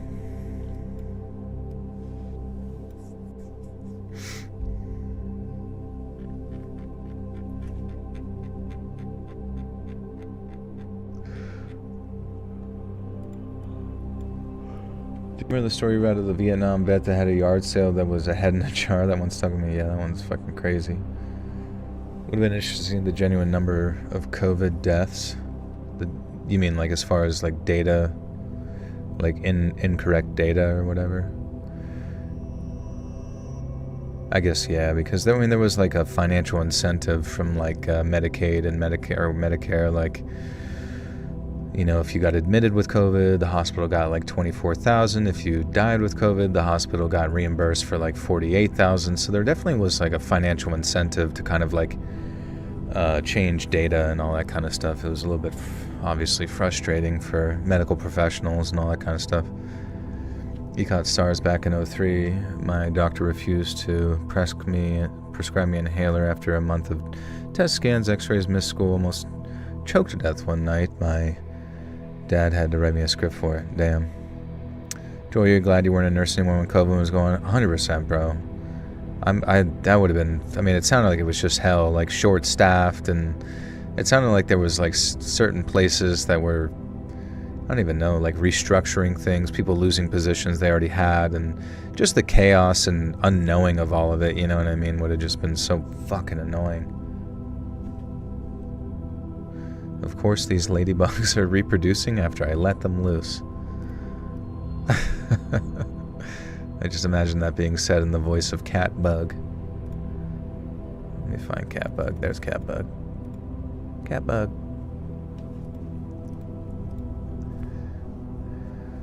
Once I got that inhaler, though, it took less than a week for the symptoms to clear. Good thing my dad is a doctor. That is good, man. Yeah, you gotta look out for yourself, and you gotta speak on behalf of your family as well, especially if they're older or they have something that happens to them where they can't speak for themselves. Like, you really gotta dig into stuff. If something seems strange or you get a gut feeling that something's wrong, you gotta figure it out.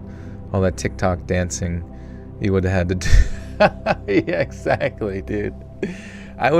Yeah, I'm so glad I wasn't a nurse during COVID, because I would have run myself ragged with so many dances. It would have been bad. I wouldn't have been able to save anybody's life. I'd just be fucking doing the fucking Macarena the whole time. And everyone's just dying. Please help me.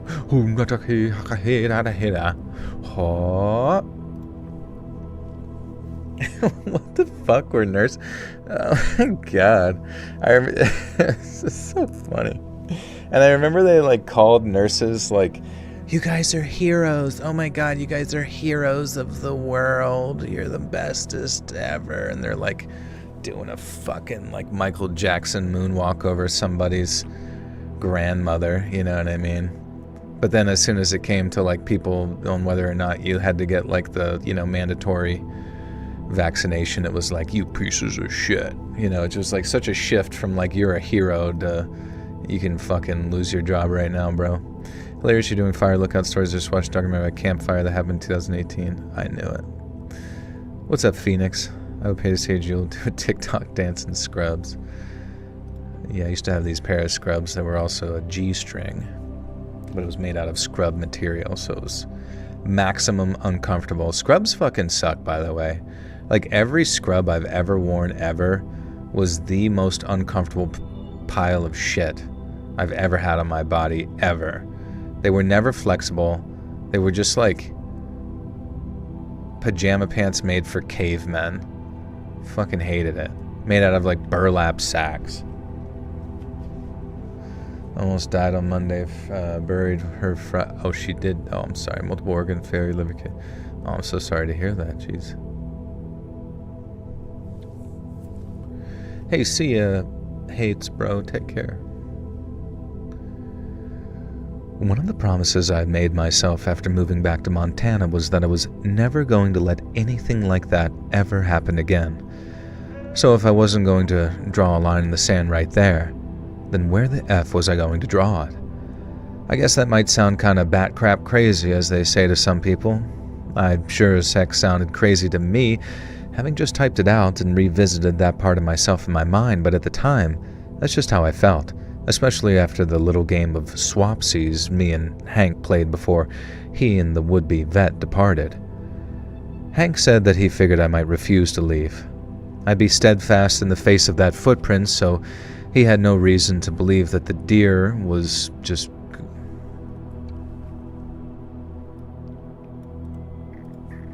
Hey, Nintendo, thank you for the 10. It says, happy Sunday, bro. Happy Sunday, friend. Thank you.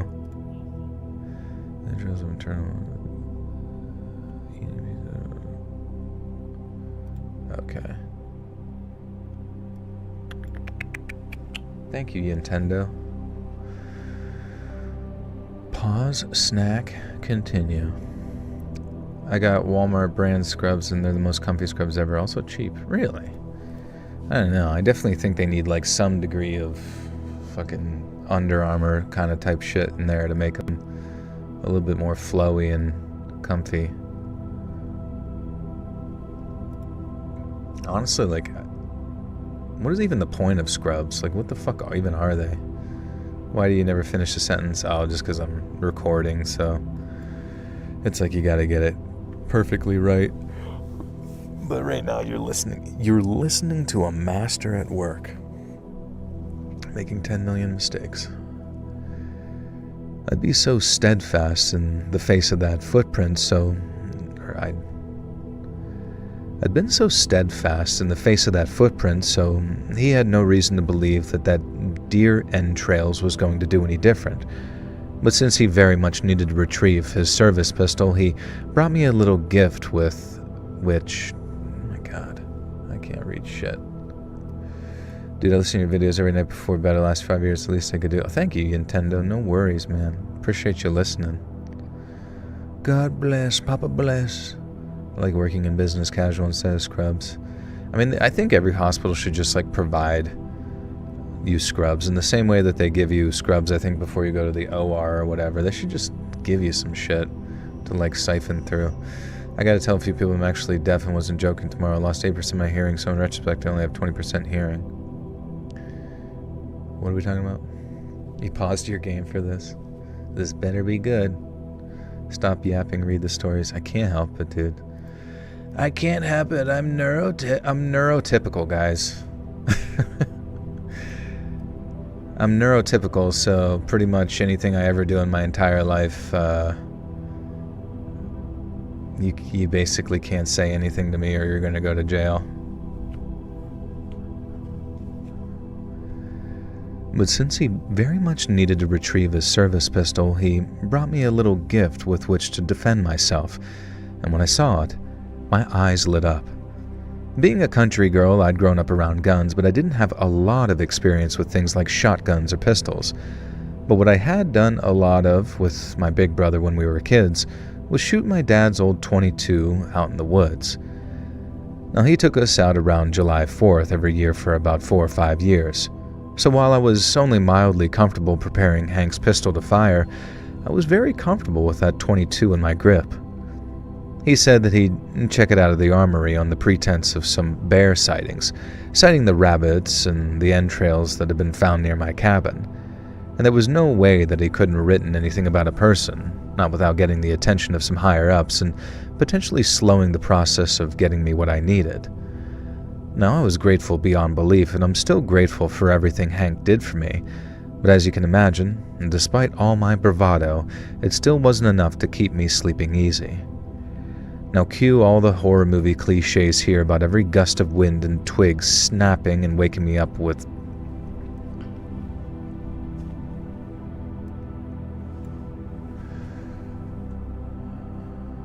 You about to make cookies? Let's fucking go, dude. Dun, dun, dun, dun, dun. I might be currently homeless, but I still have Joel's lives. Let's fucking go. We're gonna make you the coolest, most sickest cardboard mansion you've ever seen in your life. My bold Joyski, how are you, guy? I'm good. Sorry, I just had a stroke there fucking reading that. I don't even know why. Mine are called Flex or something, probably a poly blend, so comfy and not staticky though. That's good. Joe, are you playing GTA 5 again before GTA 6? No, I should though. I never actually beat GTA 5. I think I did the big heist in it and then, like, for whatever reason just stopped. Do I still have all my fingers? Thankfully, man. I honestly just, like, don't fuck with fireworks solely because of just the fact that they can just explode or severely burn you. It's just, like, not worth the forever trauma. Did you light any big... Yeah, I didn't light any big boom booms or anything like that. Didn't even really get... I got to hear them, but, yeah, didn't get to really see anything. I think neurospicy people are just old holdovers from hunter-gatherers. Are they, you mean like they're supposed to get out there and get the berries or something? Are you watching Avatar: The Last Airbender Netflix live adaptation? I'm not, no. Joel, you're the best. I admire your nonchalant personality. I don't know what I would do without the extra time if I weren't here. Much love. Thank you, Ro. Thank you. Mary said so much time on GTA Online back in the day. It actually like blows my mind a little bit about how dog shit GTA Online kind of is. Like, you can get in a private server with friends, but to actually play like what I would assume would be like big team battles or just like large lobbies where it's not like filled with hackers and all that kind of stuff, I'm just like so surprised at how that game made $1 billion in like shark bucks or whatever it's called, whenever it's just so poorly, I don't know, run. You know what I mean? Like, what the fuck?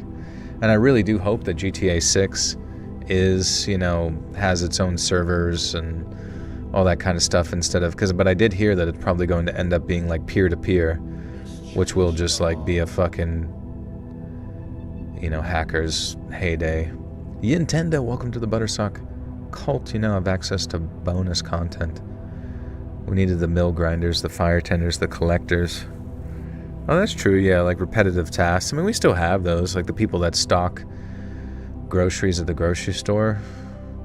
It's like a job. It's like the same shit, right?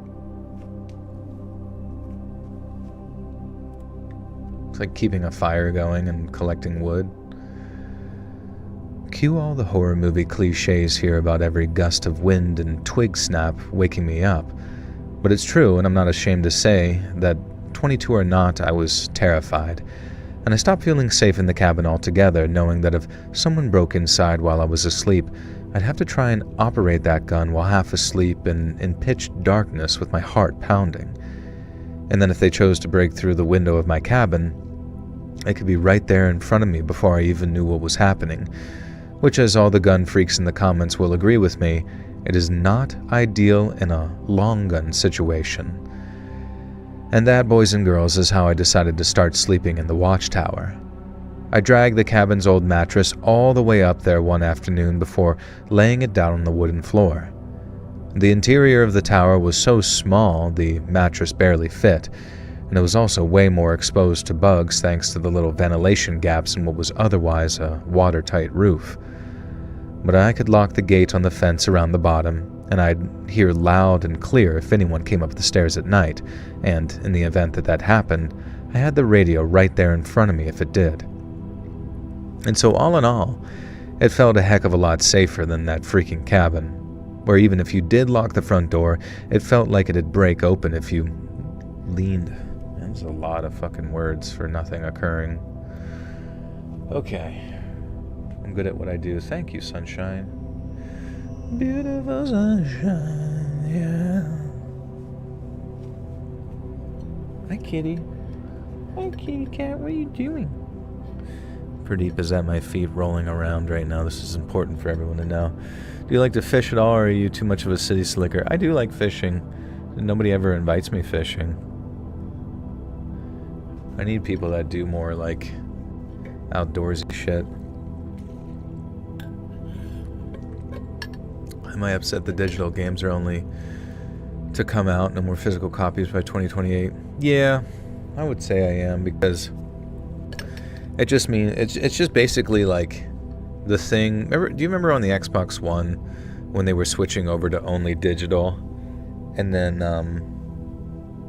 PlayStation kind of memed on them and was like, "This is how you trade games with PlayStation," and they just handed it to each other, and everyone was like, "Whoa, epic own, dude!" And so Xbox was forced to switch back to physical discs and stuff. But it's just kind of funny to think that it was like Sony who ends up being the one that like transitions us to a physicalless digital world completely. It's quite disappointing and sad. But granted, I say all of that whenever like I've been playing PC only games forever and don't even really own any like physical shit. But I definitely trust fucking Valve over pretty much anything else. I don't know, as far as them like screwing you over. Fishing is the best. Fishing does seem fun. I mean, I've definitely done it, but it's been so long now. That is a great feeling to get one.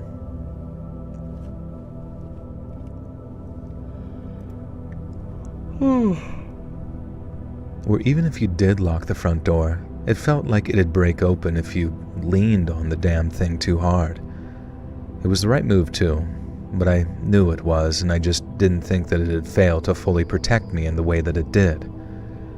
One night, I'm asleep in the tower sharing a mattress with the gun when I wake up to this strange sort of squealing sound. Like most sounds I heard during the night, this one had me awake and reaching for the rifle. But usually speaking, there'd be this moment of it was just the wind, or it was probably just some animal, because then 5 to 10 minutes would pass without a vent and I just end up drifting off to sleep again. But on this occasion, I could tell right away that something was wrong, because this wasn't some natural sound that I was hearing. It was metallic. I could hear my own heart pounding in my chest, that sort of da-dum, da-dum, da-dum, all while I could hear this sort of keening, stretching sound, followed by a sudden snap. And then I suddenly realized what I was listening to. Someone, or something, had just ripped open the chain link fence at the bottom of the tower. And what followed was one of the strangest and most frightening experiences of my entire life. Because while every fiber of my being was screaming at me to get up and get ready to fight, I couldn't bring myself to move a single muscle. I could barely even bring myself to breathe, and I realized my breathing in general is so shallow that I was in danger of hyperventilating and shutting down completely. But still, all I could do was lay there on the mattress, trembling and every muscle tensed up as I heard these faint, slow but heavy footsteps before they suddenly got loud as a foot hit the metal stairs. The first one hit like a dun, and it was so heavy that I swear that I could feel the vibration of it coming right up the tower, but still I couldn't bring myself to do a single thing other than lay there, gripping the rifle and just sort of hoping it'd stop on its own. And then a thought hit me, and it hit hard. If I wanted to stop, if I wanted to save myself, then I was going to have to do something about it personally. I thought about my ex, about the dead rabbits, and then the ovaries, and... the ovaries. We're thinking about ovaries.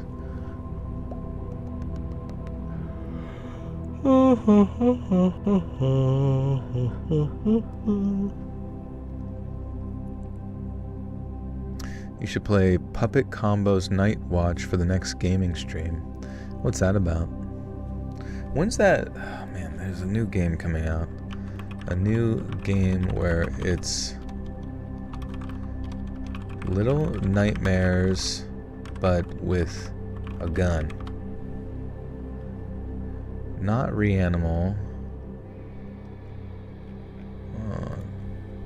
Not Reanimal. We played that on stream.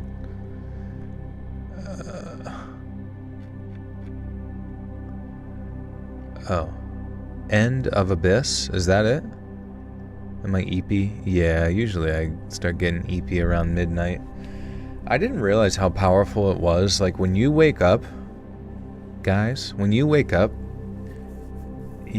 don't look at your phone. Like, do not look at your phone when you wake up at all. Go right to your window if you're on a normal sleep schedule, and go out and like kind of like look at the sun a little bit. You could look at it directly, but not too long, obviously, not to hurt yourself. But just like allow the light from the outside to enter into your like irises, so to the point where then eventually it feels like, you know, it's kind of normal and there's no blurry like eepiness, right? And then from that point on, your body will send like hormonal signals to basically set like a circadian timing, you know what I mean? How much do I make a month? Give us a range of things starting to YouTube. I can't talk about how much I make, but I mean, it is my full-time job, if that gives you any idea. Do you know what kind of channel you want to start?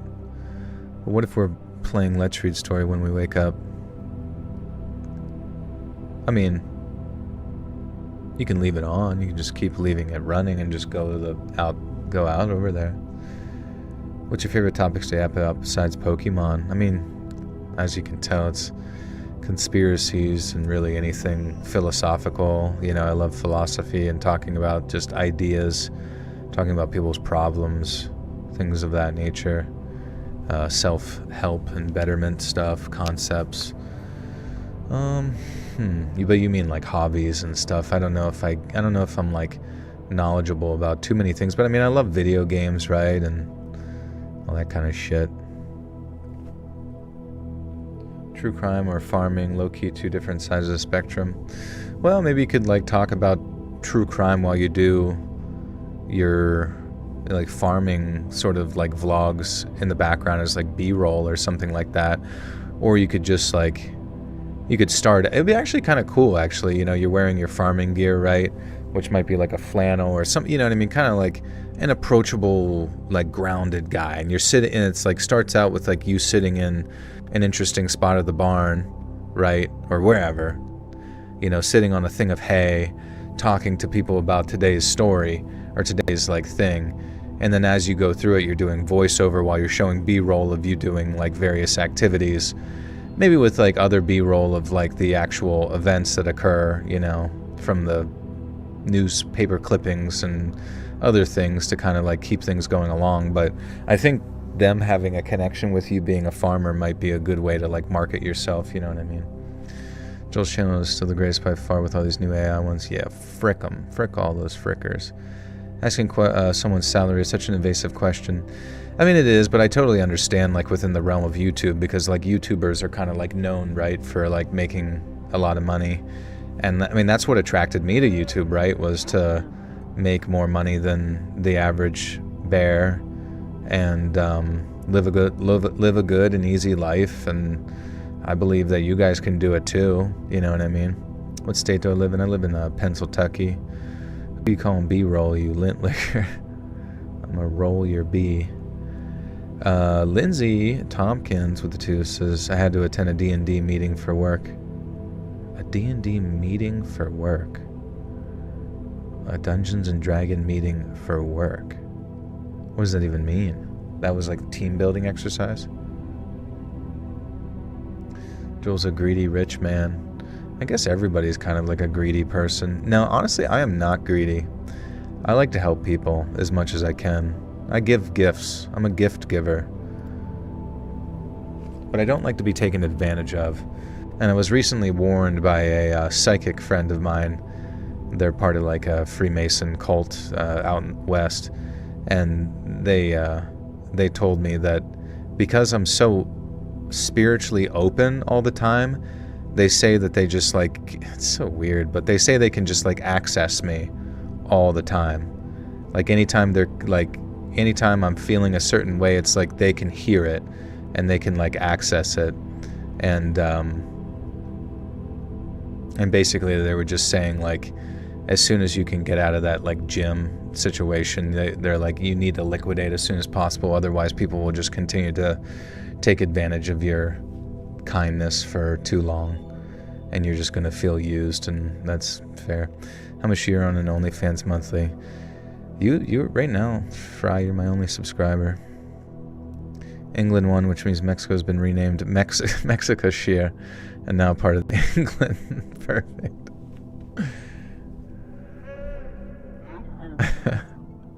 They will now be occupied by a very kind-hearted overlords of the British Empire. They'll be sending a boatload of Pakistanis to figure things out soon. Lindsay, thank you for the 5. Says, it'd say it, Landal's Castle. Can you look up the D&D meeting? Sure. D&D meeting at Landal's Castle. Dungeons & Dragons live play event at Landal's Castle. That's fun. Where's this at? Oh, this is in Ohio, bro. I know this fucking place. I never been there, but I think I saw it on social media. Loudonville, Ohio. That's sick. Whittaway, Ohio. Whittaway, freaking Ohio, dude.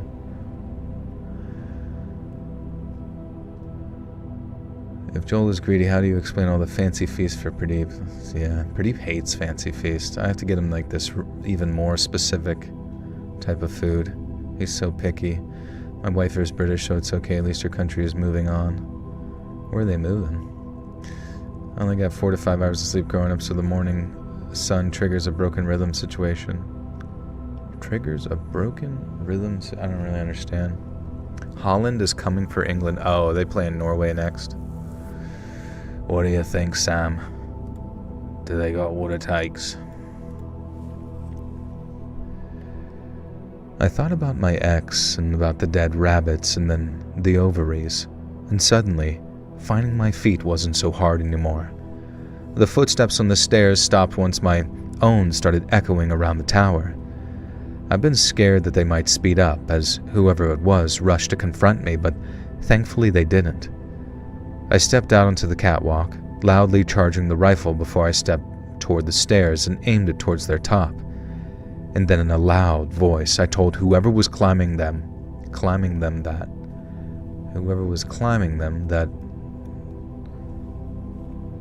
your toddler's watching Paranormal.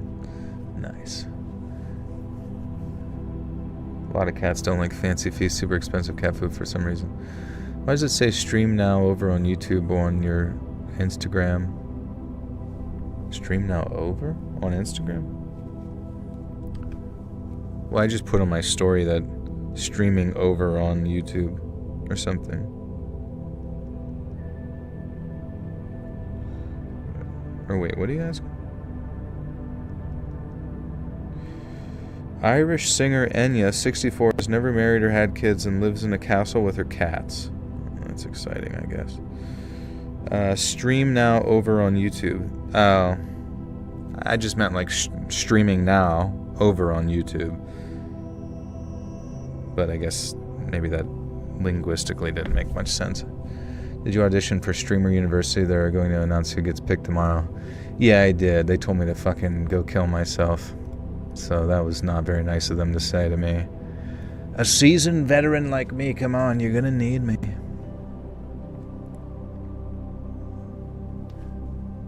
You still have a chance with Enya. This is true.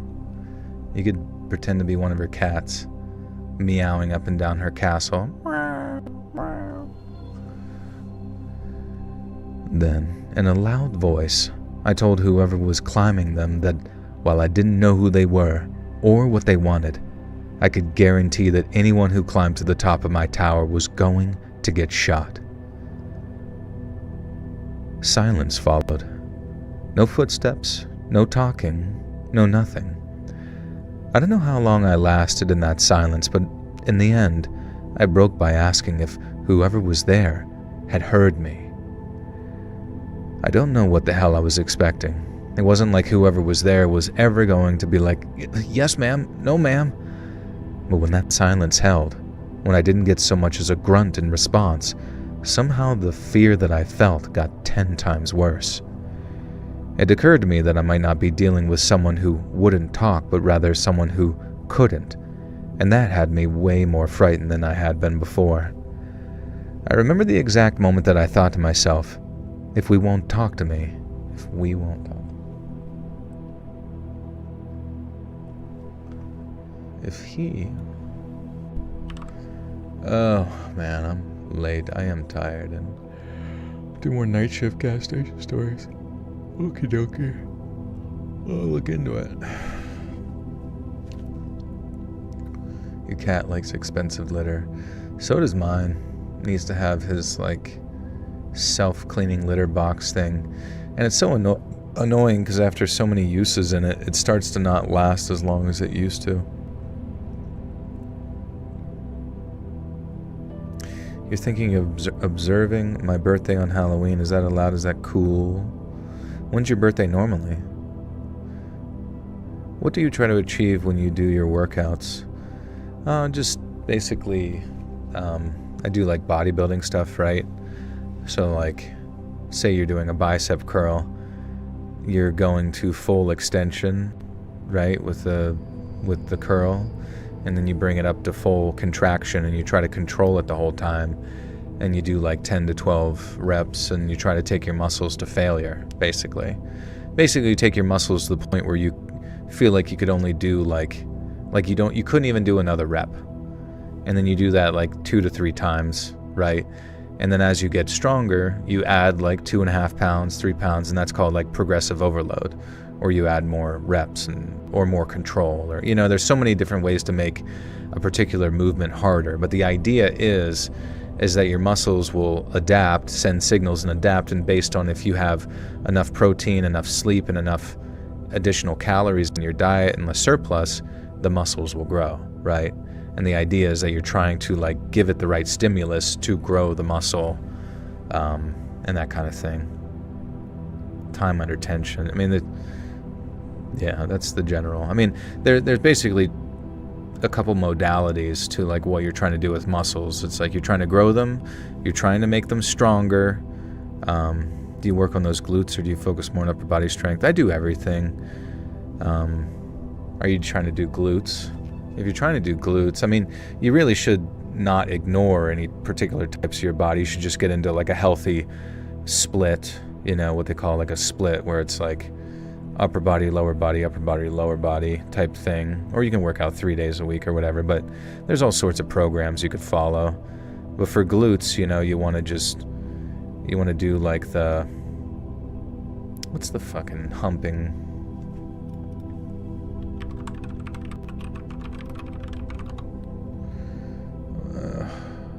No, god damn it.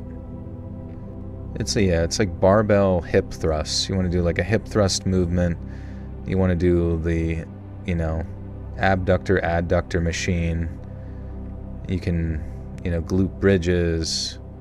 You can do single leg squats. You can do normal squats, barbell squat. There's all sorts of fucking things. Burpees? Yeah, burpees is more for cardio, but I mean, it can definitely create a nice base for you. I need to work out upper body strength because I tried helping my partner setting up a canopy and I couldn't. My arms are literally noodles. Well, yeah, just get yourself on a program and just follow that program, and over time it's going to take it's something you're supposed to just do for years on end, right? Can I do the plank? Yeah, I can do the plank. I've done the plank on the stream for a few minutes before, I think, right? I feel like I've done like over 3 minutes or whatever it was.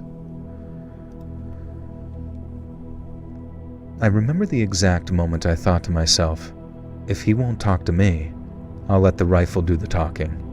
Because nothing gets the point across like a warning shot, right? And so that's what I did. I quickly pointed the rifle toward the sky and pulled the trigger.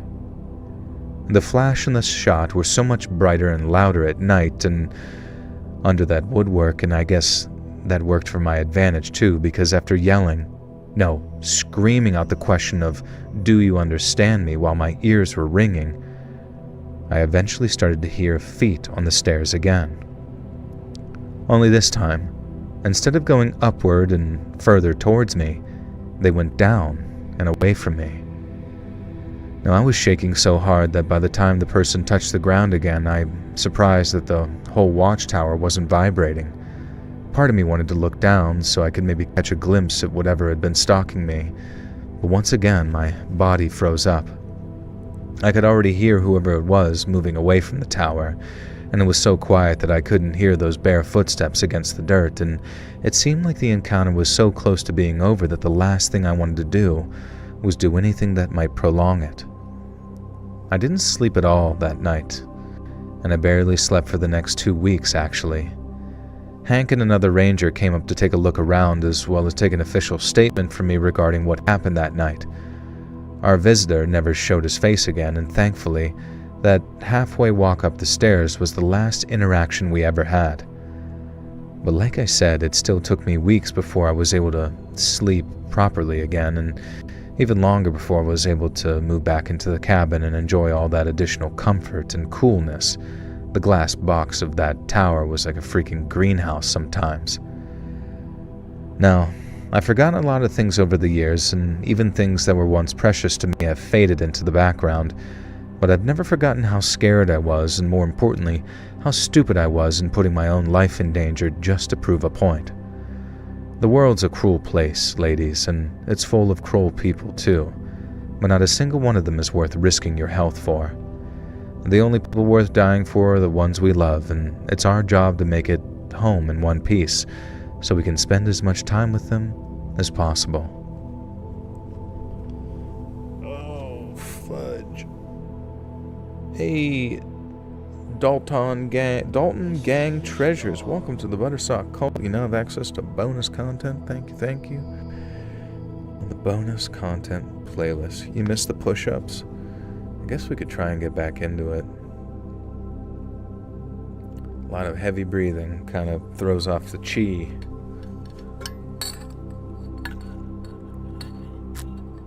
I know I need to do some pelvic floor workouts. After I had my baby, it hurts to run sometimes or sit down for a long time. She was really big. Which part does it hurt? I just got abdominal mesh removal surgery earlier this week, and I gotta start working out again. I'm getting skinny, fat, not jacked, and tan. Oh, they remove the abdominal mesh. Interesting. I thought they usually leave that in. How many stories? We got 3 stories. I think that was the longest one, though. Oh, damn.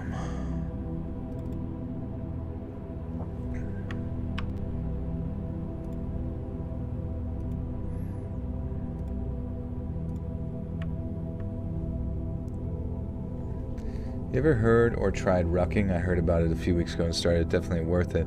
Yeah, rucking is fantastic, man. I mean, supposedly it's like some of the best way to lose weight, especially if you're just like say you only have time to get like a certain amount of like walking in. You can just like add a rucksack or like a weighted vest, and now you're going to be fucking doubly as challenged, right, with the additional weight. Can I do the worm? I think I've tried it, but I never was good at it, I don't think. They do normally leave that in... Oh my god, I moved my foot and my cat's just like right there. He's so funny, dude. He just wants to be involved in all things. I don't even know where his head is. I'm just moving my foot up and down his body, hoping I don't squash him. Supposedly I have what they call an inverted pelvis. I thought it said inverted penis at first. So when I had a baby, it affected it more. I'm not sure, but my OB told me to do pelvic floor exercises. Okay, yeah. Like Kegels or some shit? What time is it wherever you guys are? Yeah, we're 5 hours. I'm 5 hours behind UK. So it's 19 after midnight or 11 after midnight. Do I like the pink drink? The hell's that, Misty? Hey. Frogger, I don't know how to say your name, but hello. Does taking magnesium for sleep prevent you from being woken up by alarms? I think I need some sleep aids, but I'm not going to get up in time for work. You know, I kind of stopped taking the magnesium because I felt like it was starting to have the opposite effect on me. I don't know why. But now I'm just on like normal sleep, and I feel like really working out during the day is probably the best way to have like a solid sleep at night. Okay.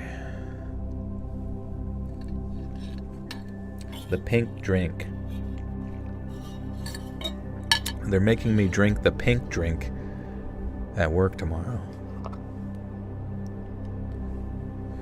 They're making me drink the stinky pink drink. Pink drink is a drink from Starbucks. Oh. 1:30 in Nova Scotia. Nova Scotia.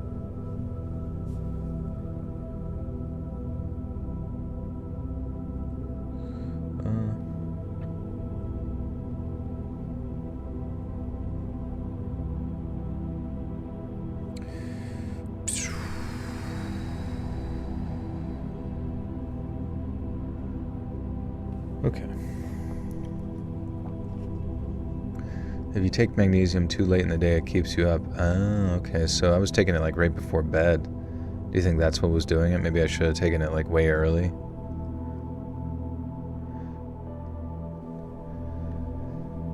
So I've been a firefighter for 30 years now.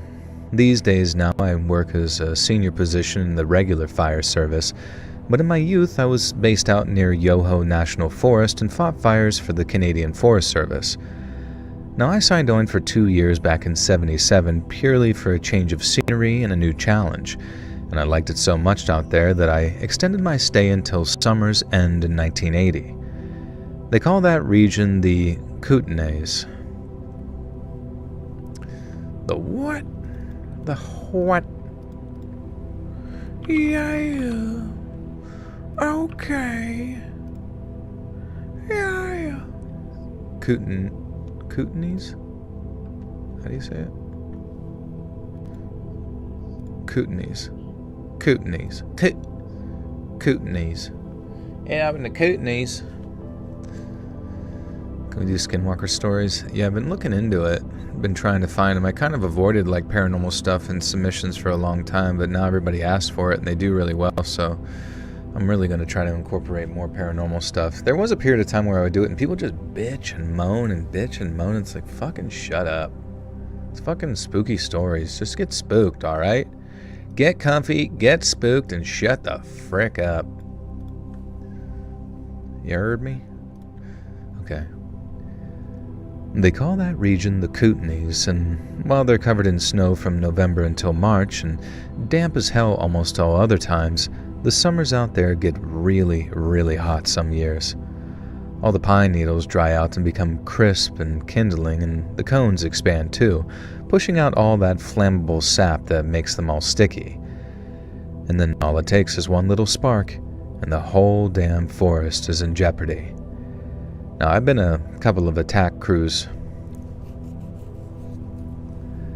I've been on a couple of attack crews by the summer of '79, meaning that I've had plenty of experience humping hose packs and fire axes up ridges, and I've done plenty of learning from the old-timers who'd probably breathed more ash than most smokers. I don't know. Plenty of experience humping hose packs. Humping hose packs.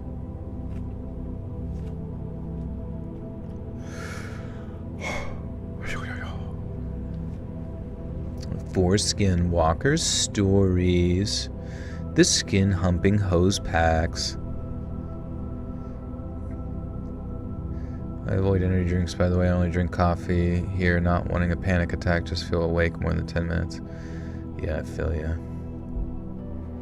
People ask for it, but when they get it, they complain because they aren't a pussy and those stories aren't scary. But that's not the point. Just enjoy the stories, guys. Egg snackly, dude. Egg snackly.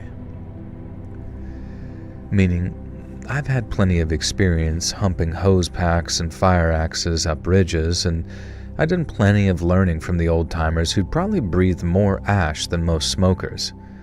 We were based in this little town called Field, British Columbia, inside the Kicking Horse River Valley, and while sometimes we could get kinda samey in a town with less than 200 people in it, It sure was beautiful. We were surrounded by endless pine forests and snow-peaked mountains, and I mean, I couldn't move for...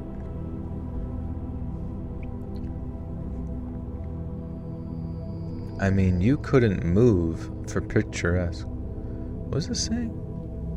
I've been eating half a watermelon a day and it's getting me shredded. Oh, is that like how, like, what's the rest of your diet consist of? Half a watermelon a day. That's just all you're eating is the seeds. When I was pregnant, I would blend cucumber, watermelon, and place a small amount of sugar with lime, and it was delicious. When you were pregnant, you were just straight experimenting. You're eating an illegal amount of cherries. Cherries are good. It's hard to stop once you start. We were surrounded by endless pine forests and snow-peaked mountains. I mean, you couldn't move for picturesque. But in the high summer and the deep winter, Mother Nature could be a real bitch when she wanted to. And it was no different in the summer of '79 when a freaking lightning storm hit the forest. A freak lightning storm. And it was no different in the summer of '79 when a freak lightning storm hit the forest. We'd been watching the pressure gauge rise for a couple of days already, so it didn't take us completely by surprise. But when a storm finally broke, it wasn't what we were expecting at all. Instead of a downpour with a few infrequent strikes, we got a bout of what we call dry lightning. Now, dry lightning occurs only at the hottest part of the summer because what most often causes it is weather so warm that it literally evaporates what little rain falls from the storm clouds. And then couple this with an kootenai. Chicken and rice and the occasional chips. With the watermelon is extremely hydrating and filling and is rich in L-citrulline. Nice. Well, that's good as long as you're counting your calories and hitting that, deficit every day. Getting your steps in, get your lift in. Get straight up shredded for summertime. Well, it is summertime, but it's still good to get shredded. Year-round. Year-round shred-a-thon. Then, couple this with an unusually large number of strikes at a time when the entire forest was little more than a giant tinderbox, and you had a recipe for disaster. Mother Nature's fury was on full display that afternoon, as bolt after bolt hit the dry forest. They send sparks into the air when they get hit, then burn from the inside out. Not that I saw any strikes that day, I was too far away. But we soon got the call, and we were soon prepping to move. There was just one problem. The storm had fried the park's wardens' radios, meaning that there was no talking with anyone except their HQ in Banff. Banff. Whatever triggers the most people. Grenades. I'm low-key about to go to bed listening to Joel's 12:19, dark as hell out. And it's just gonna keep getting darker. What are we yapping out about? We got fire, lookout, spooky stories. Have any experiences with ashwagandha for sleep? I work at night and I try to find something to help me sleep when I get home in the morning. I'm not super certain about ashwagandha. I thought it was just to lower cortisol or something, which could probably help with sleep, I guess. Your Sasquatch stories are pretty good. Can't recall if you ever covered other cryptids. Definitely skinwalkers and some other things. Chupacabra. Sugar from fruit is fine. Sugar from fruit is fine, but there are certain fruits that are much higher in sugar content, right? Like apples and bananas and all that kind of stuff. Doesn't mean it's necessarily terrible for you, but it still falls into the realm of macronutrients per, amounts of fiber. So the ones with the highest fiber with the lowest amount of carbs tend to be the mixed berries. Mango's kind of similar to mixed berries as far as macronutrients, and then I think watermelon's right there as well. So watermelon's a good choice, but you don't want to be filling up every day with ripe bananas that are just filled with sugar, or dates. Dates will make you fat, sadly. Watermelon has the most sugar? I don't think so.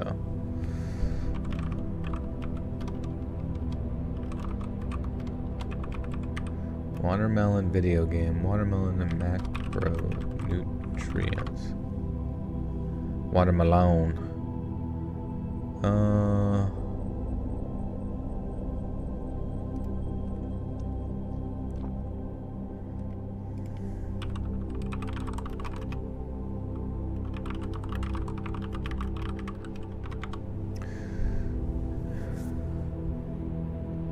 We get a Mothman compilation. Can look into it. Okay, so... Oh, interesting.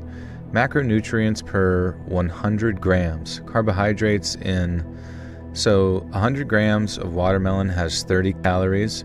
100 grams of mixed berries has 55 calories. 100 grams of mango has 60 calories. And 100 grams of watermelon has 7.6 grams of carbs. Mixed berries has 10. Mango has 15. Okay, so watermelon appears to be like lower calorie density than what fruit has the lowest calories per 100 gram. Okay, so the top 5 lowest calorie sweet fruits per 100 grams: watermelon, strawberries, grapefruit, which I kind of hate grapefruit, cantaloupe, I kind of hate cantaloupe, and honeydew, I kind of hate honeydew. They always give you like cantaloupe and honeydew at places and it sucks. So watermelon and strawberries, fuck yeah, dude. Watermelon's packed with 91.4% water and heart-healthy lycopene. Strawberries, exceptional source of vitamin C and low sugar fuel. Cool. Freaking cool, dude. I challenge anyone to replace any other sugar in their diet with watermelon and try to gain weight given all the other things are equal. You won't. It's 90% water, bro. Come on, I dare you.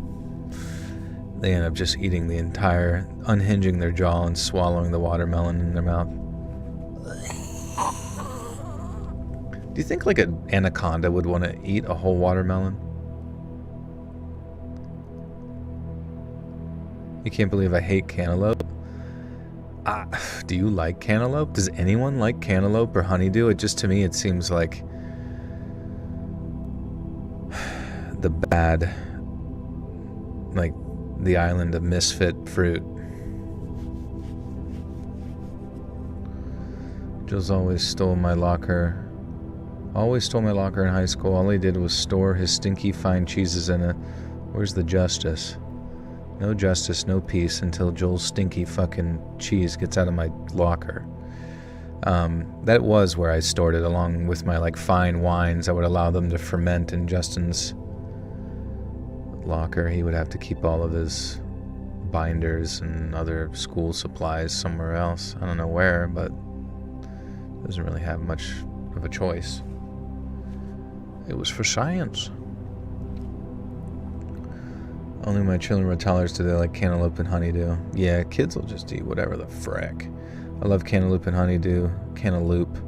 It has to be properly ripe or else it tastes like rind. Yeah, I hate that shit. You finish your fake story, find it and read it. I don't know if I can tonight, I'm sorry.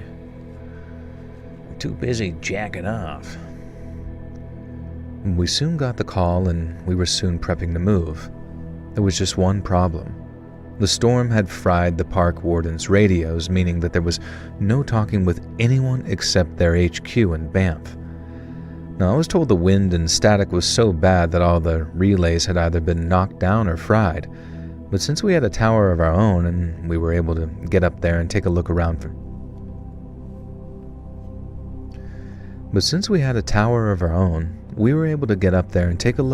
smoke. I prayed we'd get lucky, but I guess God wasn't looking our way that day because before long, we saw one and then 2 stacks of smoke coming up. One near Emerald Lake and then another over by Burgess. One near Emerald Lake and then another over by the Burgess. What the frack? Reading stories is so hard. You guys don't even know how hard it is with my little mouth. I'm waiting for someone to burn down their own house with unauthorized fireworks. Peeps still be setting them off on the 5th. There've been incidents in the past where people injure themselves. peeps. Those little peeps. I thought they only got peeps on Easter. But you're talking about peeps during 4th of July. What the hell? And they're getting hurt.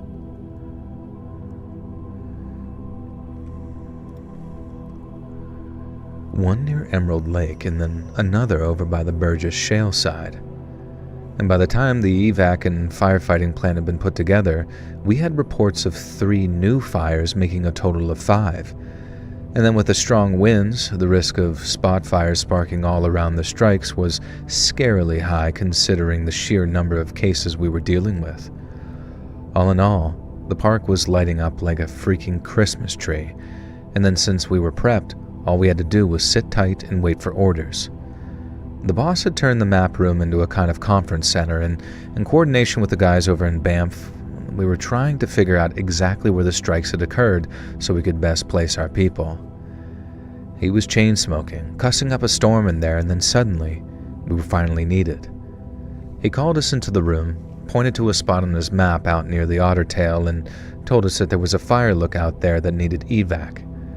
Based on where the strikes had hit, 2 separate fires had the chance to link up and cut the lookout off, and then if it burned through the whole area, then well, I'm sure I don't need to tell you what had happened to the poor SOB stationed there. Once the briefing was completed, our heli pilot gave me the nod, and then after loading up a couple of extra canteens and some first aid and a small blanket just in case, we lifted off with these thumping rotors and headed over to the Otter Tail. Flying over the low valleys, we could see the smoke rising in the distance, these ragged white plumes that turned darker as the trees started to burn. Now, even as we soared through the air as God knows what's... even as we soared through the air at...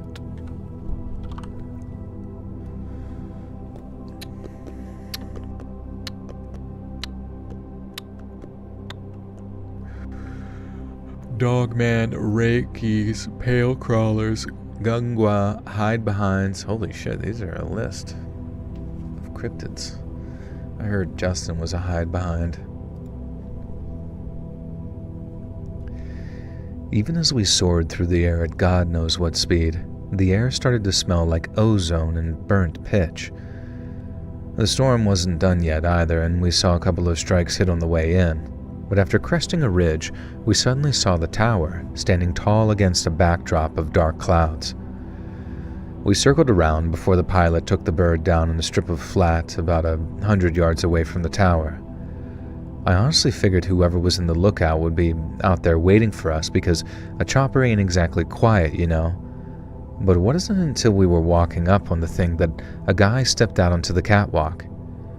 Now, he was still buttoning up his shirt as he came down the stairs, and we told him it was time to move.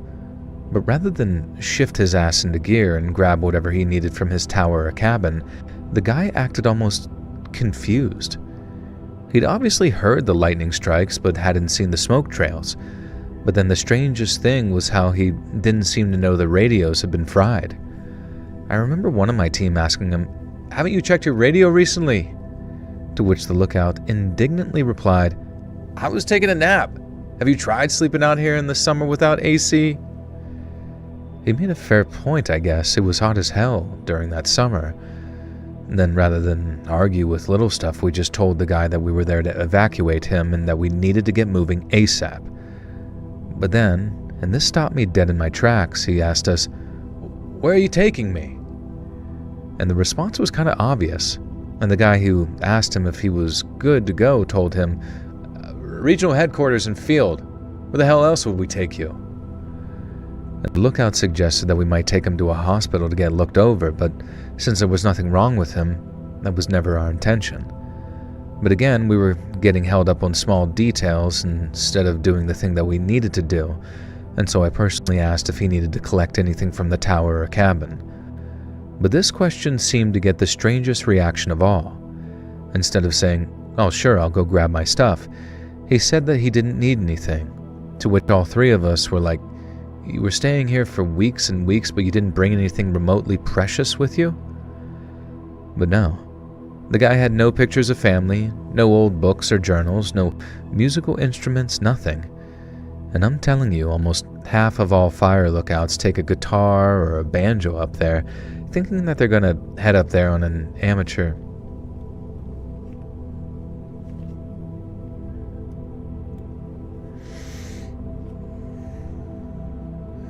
Hi everyone, hello Joy, hope you're well. Quick hello, I'm in and out, good night y'all. See ya, Susie Q, take care. Sleep tight. Did you miss the nose lineup? What's the nose lineup?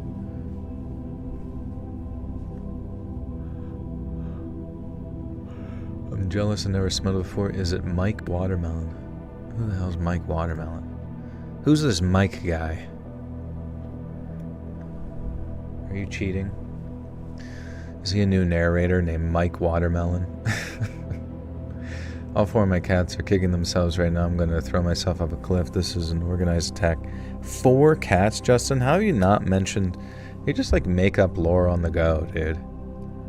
Never once mentioning 4 cats. Now all of a sudden you have... You're literally Enya living in a castle with your cats.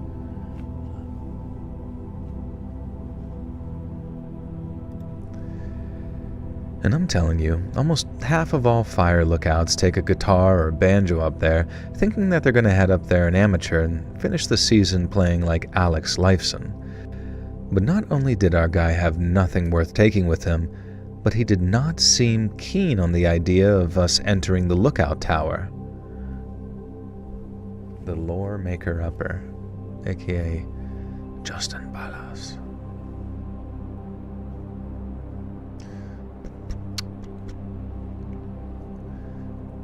I'm still sad over Ochoa and Neymar, well, the whole Mexico team.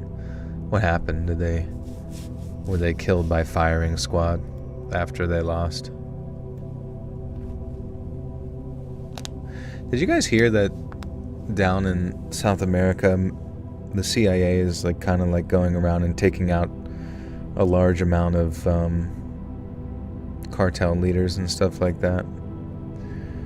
I thought that was kind of interesting. Like, we're not, like, I mean, literally a lot of people worry about terrorism abroad, but I mean, you literally have, like, the equivalent of said terrorists kind of, like, running large portions of shit right on the border.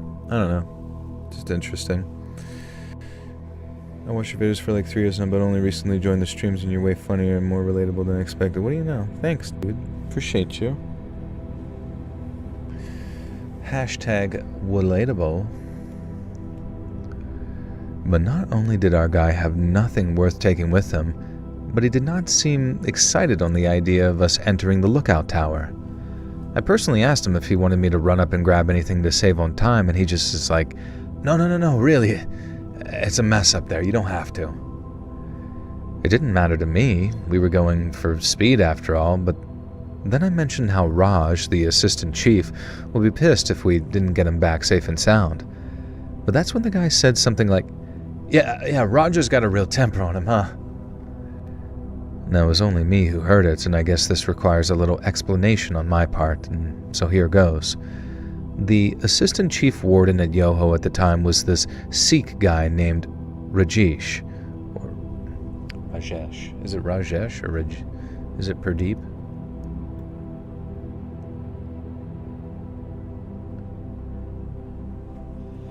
You ever thought about getting a motorcycle? No, dude. I mean, I like the idea of it, but it's just everybody who has a motorcycle eventually crashes their motorcycle, and I don't want to fucking crash on a motorcycle. It looks painful. You end up with a bunch of like scars, and you could die and all that stupid shit. Rajesh. Radish. Are you wearing your purity ring tonight? Yeah, it's wrapped around my wiener. Firing squad, but it's just shitty corporate managers that love to fire people. Oh, okay, damn.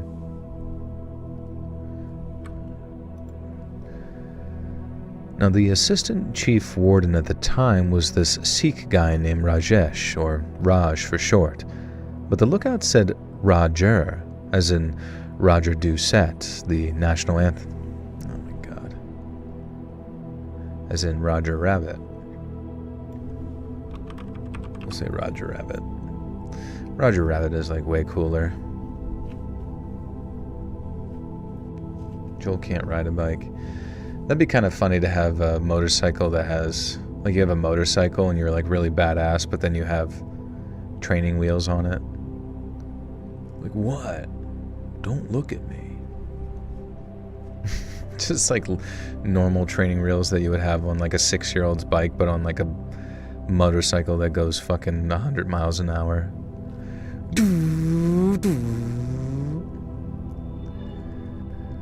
But the lookout said Roger, as in Roger Rabbit.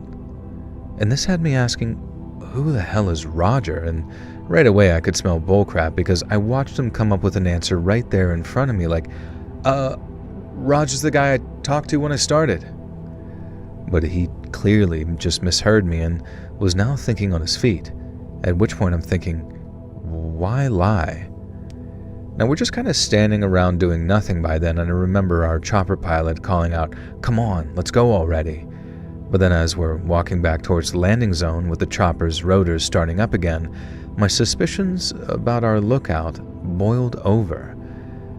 Now he didn't want us entering the lookout. He didn't know Raj, who I knew for a fact interviewed all the civilian lookouts, and he didn't seem to know that the Parkside operation was based in field either. At which point I'm asking myself, who the hell is this guy? And so before we loaded up, and purely for my own peace of mind, I asked the guys to hold tight, saying that I dropped something near the tower and that I just needed to grab it before we left. Now immediately our lookout starts looking shifty, to the point that I'm actually saying to him, "Hey, don't worry buddy, I'm not going in the tower, you can relax." And you know something? He did. He did relax. Well, sort of anyway, and that he went from looking like he was about to chase me down and tackle me to looking like he was content to stay put. But then the second he realized I lied to him, my foot hit that first step on the way up to the tower. And I heard, and so loud I heard it over the chopper's engine, "Hey, wait!" from one of my team.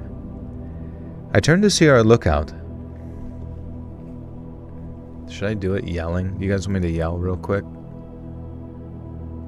Your favorite berry is raspberry? Yeah, they're really good. Sometimes like I'll get things and like strawberries kind of... Dude, okay. Strawberries are not supposed to be very big, right? But they just like... Every strawberry I get in like a mixed berry bundle is like a fucking giant, monstrous, mutant-sized berry. And I kind of wish they would just be normal size, just out of curiosity as to how they would taste. And because the blackberries taste good, the raspberries taste good, the blueberries taste good, but then something about the strawberries kind of just exists as a lot of filler, and it just ends up upsetting me. And I guess I have no further statements about that. You should consider putting pink and silver iridescent ribbons on your bike handle. We could try it.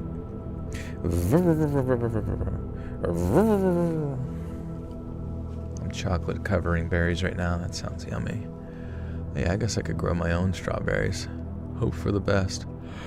I'm threatened by the berry size. It is a bit intimidating. It's like imagining a woman in a career. Oh, I shudder to think. I shudder to think. An independent lady who went to college. Oh, by the 9. But then, the second he realized I lied to him and my foot hit the first step on the way up the tower, I heard, and so loud I heard it over the chopper's engine, "Hey, wait!" from one of my team. I turned to see our lookout sprinting away from the chopper and towards the tree line. My teammates looked confused to the point of being scared, but I knew exactly why he was running. There was something in the watchtower he really didn't want us to see. And while I all but expected it by the time I opened the door of the little cabin atop that watchtower, it didn't make seeing it any easier. Stuffed under the bed, completely naked, and with some kind of cloth or rag shoved in her mouth, was the actual fire lookout, a lady named Jean. And I'm pretty sure that even without that thing in her mouth, she wouldn't have been able to make a sound. She'd been beaten and violated for days by the time we found her, and her level of dehydration alone had her on death's door. She had cracked ribs, broken teeth, all kinds of internal bleeding and bruising, and her face was so beat up that I couldn't even recognize her when next we met and all the swelling had finally gone down. It was lucky that we had the chopper ready to go too, because I'm honestly not sure that she'd have survived if we'd had waited for a vehicle to get up there. And trying to carry her would have been a death sentence too, on account of how torn up she was on the inside, I'm sad to say. It was kind of crazy to think about. It was like that lightning storm saved her life. Jean said the man had caught her while she was out on a walk and had been keeping her prisoner at knife point for days after smashing up her radio. But all the while, the atmospheric pressure rising and rising until the sky started cooking up that incredible display of power it showed us. It was like God was furious and told us to do something about it. And while I guess we did it all completely on accident, we ended up scaring the guy off.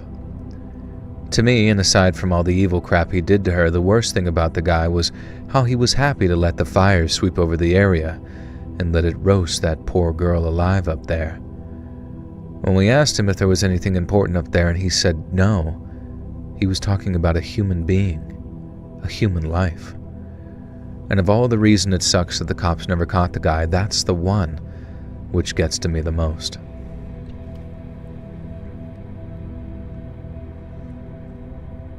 Heavens.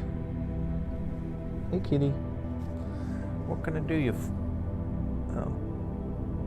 Wait. Oh, that's weird. I felt a cat behind my ankle and I looked down and he's not there. It's a bit strange. Ghost Cat by Jimby Primber.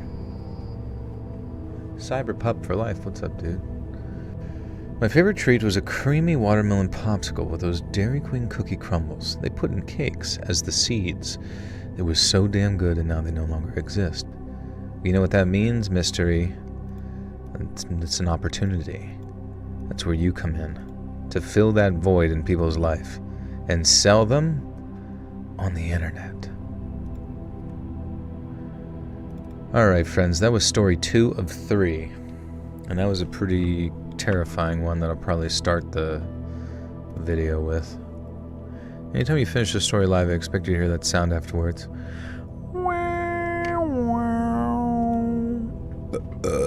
And me burping.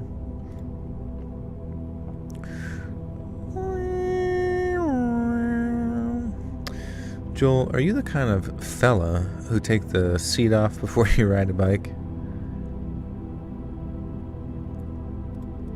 You know, you're lucky it's not Pride Month. Or you'd be done, bucko. You'd be out of here. Justin and Fry would be ripping you to shreds from both ends. Having their way with you. But since, you know, it's July, we have to kind of behave ourselves, I guess. Huh. I'm happy that I got the chat talking about the current special interest, watermelon. Honestly, it sheds a lot of light on, I would go to the grocery store and I'd be in the mood for a little sweet snack. And, I'll be honest, I lean very heavily towards the realm of mango and mixed berries. And if I'm being completely honest with you, the more responsible approach would be the hydrating rind of a delicious watermelon. Maybe not the rind, but... Are you supposed to eat the green shell around the watermelon? Is that included in the process? Kind of like the skin of an apple. Imagine someone holding a big fucking watermelon and then just eating it like an apple, just like... Just like slowly like gnawing their teeth into a hard greeny exterior. You can. You can if you want. It's not bad for you. It's a good point. It isn't bad for me. Neither is the delicious cotton candy that exists inside the lining of most homes. They say it's supposed to keep your house warm, but it also keeps your belly full of a delicious treat. Maybe in India they eat the watermelon rinds. I wouldn't be fucking surprised. I wish I could eat a watermelon like a hippo. I know, I'm so jealous that they can just like house a fucking watermelon in one go. They just sit there with this giant gaping maw. You toss it in, they're just like... Well,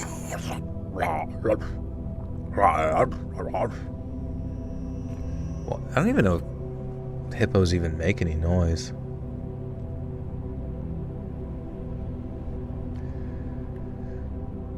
During the summer of 2011, I've been working for the U.S. Forest Service for coming up on 15 years, and for the past 4 summers, I'd spent my days as a fire lookout, living in some box on a mountain. I'd look out for smoke, talk to myself or the radio, and learn how to be alone for such long periods without going completely insane. Now, people think it's romantic. While some parts can be nice, for the most part, it's not. It's just really a job like any other. You get it after you paid your dues on trail crews or fighting fires or doing whatever kind of grunt work the higher-ups kind of throw at you. Now, I started in my late 20s after my marriage fell apart, and I realized that I like trees better than I like most people, especially my dumb bitch ex. Now, the service liked that I didn't complain about the isolation or the pack-outs, so they sent me to a different tower over the years. But the one...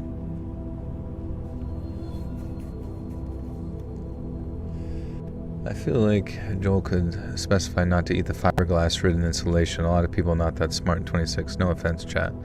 Yeah, I guess I should clarify that the delicious cotton candy that's inside and lining most of your attics is not edible, and it will kill you, and I was making a joke.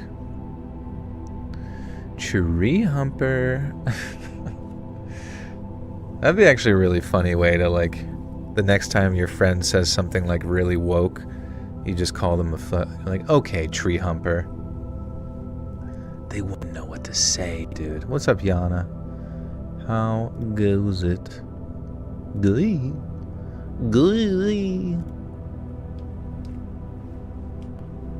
Actually, Joel told me to stare directly in the sun, so ban his whole channel. The streamer Let's Read, he literally tells his chat to eat fucking house cotton candy and stare directly into the god Ra. He has no fucking respect for human life. And in fact, he begs them to sacrifice themselves to the blood moon. Motions in CPA, welcome to the Buttersuck Cult. You now have access to bonus content. Have you ever heard of such a thing? The cotton candy for killer clowns. Oh, did they eat that?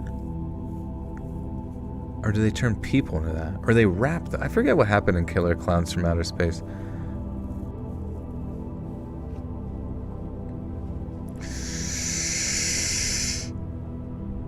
The service liked that I didn't complain about the isolation or the pack-outs, so they sent me to different towers over the years. But the one out in the Cascades that summer was my favorite. It had been a dream location of mine for years. I mean, all the lookouts are beautiful in their own little ways, I imagine, but this one out there had everything. Remote, quiet, and the kind of place where the world feels big, and you feel small, but in a good kind of way. And that season started out just like any other. I flew in by a helicopter in late June with my first 2 weeks of supplies. And then after setting up the cabin, I checked the firefinder and cleaned the windows and tested the radio for some peace of mind. Now, the tower sat on a rocky peak about 6,200 feet up, and my living quarters were right below the lookout room. There was a small kitchen, a surprisingly comfy bunk, and a propane fridge, and even a little bookshelf on which former lookouts had left books with little messages in them. And from up there you could see for literally miles. You could stand at the catwalk, seeing these giant ridges folding into valleys, and where dark scars from last summer's forest fires were growing back green. I spent my days either scanning and plotting possible smokes or hiking down to the spring for water when the snow melt slowed. Now, you'd hear the occasional bear or elk if you were lucky, and sunsets were incredible. And then nights were for reading some paperbacks and writing, or otherwise learning to be at peace with the sound of your own thoughts. Now, it might sound funny seeing how similar each station really is, but my time in the Cascades was one of the best that I'd ever spent at a lookout. Now, it was everything I'd hoped for and more, but then I found the pit. It was mid-July and I'd taken a day off of the tower, something we're allowed now and then if the fire danger is pretty low. I'd hiked a few miles west along an old overgrown trail, looking for a spot that I'd heard about from a retired ranger that was supposed to have a good view for personal scouting. As I walked, the trail started to peter out into some brush, but I pushed through until the ground dropped away into a small depression, maybe 20 feet across. Now, at first I thought it was an old mine shaft or a root cellar that had collapsed in on itself after the cabin that had once stood above it had just been moved. And that's when I saw the bones. They were scattered in that shallow pit, like someone had tried to bury them and just given up. And the first time that grabbed my attention, the bones. They found the bones. Humans were wrapped and digested in cotton candy. Oh, that's right.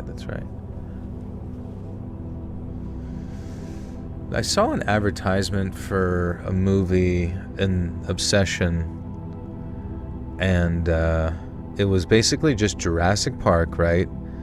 But it was happening to a family as the primary characters in like a suburb. So imagine like Jurassic Park like had happened, but instead of being focused on like the science team or anything like really epic, it was just like everybody else getting like fucked up by dinosaurs and stuff. And it's just like so funny to think like that's actually kind of brilliant. You don't have to be Jurassic Park. People love stupid fucking dinosaurs, and you can just kind of have like a one-off story that may or may not make a ton of money. Who knows? The Real Daredevil. What's up, buddy? How goes it? I saw that too. Yeah, I don't know. I probably won't see it, but certainly curious. It's certainly curious. Suburban dinos. Is that what it's called? Dinosauruses. Creepcast got an episode taken down for showing a clip of that trailer? Really? That's weird. I wonder why. Dude, all the copyright shit on YouTube is so annoying. Justin with the $5 rain now says, someone please tell me, why do babies blow out their diapers? Just straight up blasting pamps off their bodies. Like, literally, what are they eating? Now Justin has children, apparently. What the fuck? He's got 9,000 cats, 10,000 kids. Lives in a castle with Enya. Travels the world, is a model, is a fucking platinum selling artist for his amazing AI music. What can't he do? He's probably one of the 1% of the 1% astronauts. He's probably richer than Elon Musk. He probably is Lord Rothschild himself, living on Deception Island. He's probably the one that killed Oliver Tree. We knew it all along. Did you like Jurassic Park with Scarlett Johansson? I kind of like half watched it whenever it was on at my friend's place. Like, his one daughter's like obsessed with dinosaurs and stuff, and I just like was scrolling on my phone while people were getting eaten alive. Which is, I don't know, I basically after it was over, I just like look up like Jurassic Park Rebirth kill count or whatever and just watch all the kills, and there wasn't that many. Kind of want them to do like a rated R, Jurassic Park movie and just have it be like really fucking brutal. Did you know that The Backrooms was inspired by that creepy 2002 Robin Williams movie 1 Hour Photo? I don't think so. I think it all started on like a 4chan post where somebody said about like an out of context sort of liminal space image, and then just sort of grew from there, right? You're gonna fall asleep, Tristan. Nighty night, dude. Oh yeah, they should have had. Did they ever have a South Park episode where dinosaurs kill them?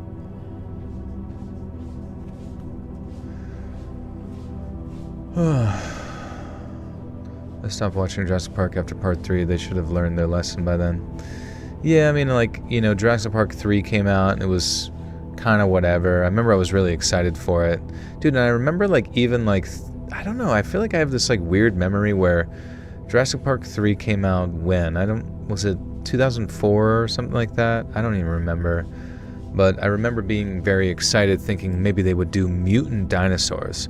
Because there was this, like, brief, limited run of, like, Jurassic Park toys where the dinosaurs were like mutants, you know what I mean? They were... Actually, let's look this up. When did Jurassic Park 3 come out? Oh, 2001. So I would have only been like 11 at that point, or like July. Yeah, so I'd have been 11. But I remember... Let's ask the AI.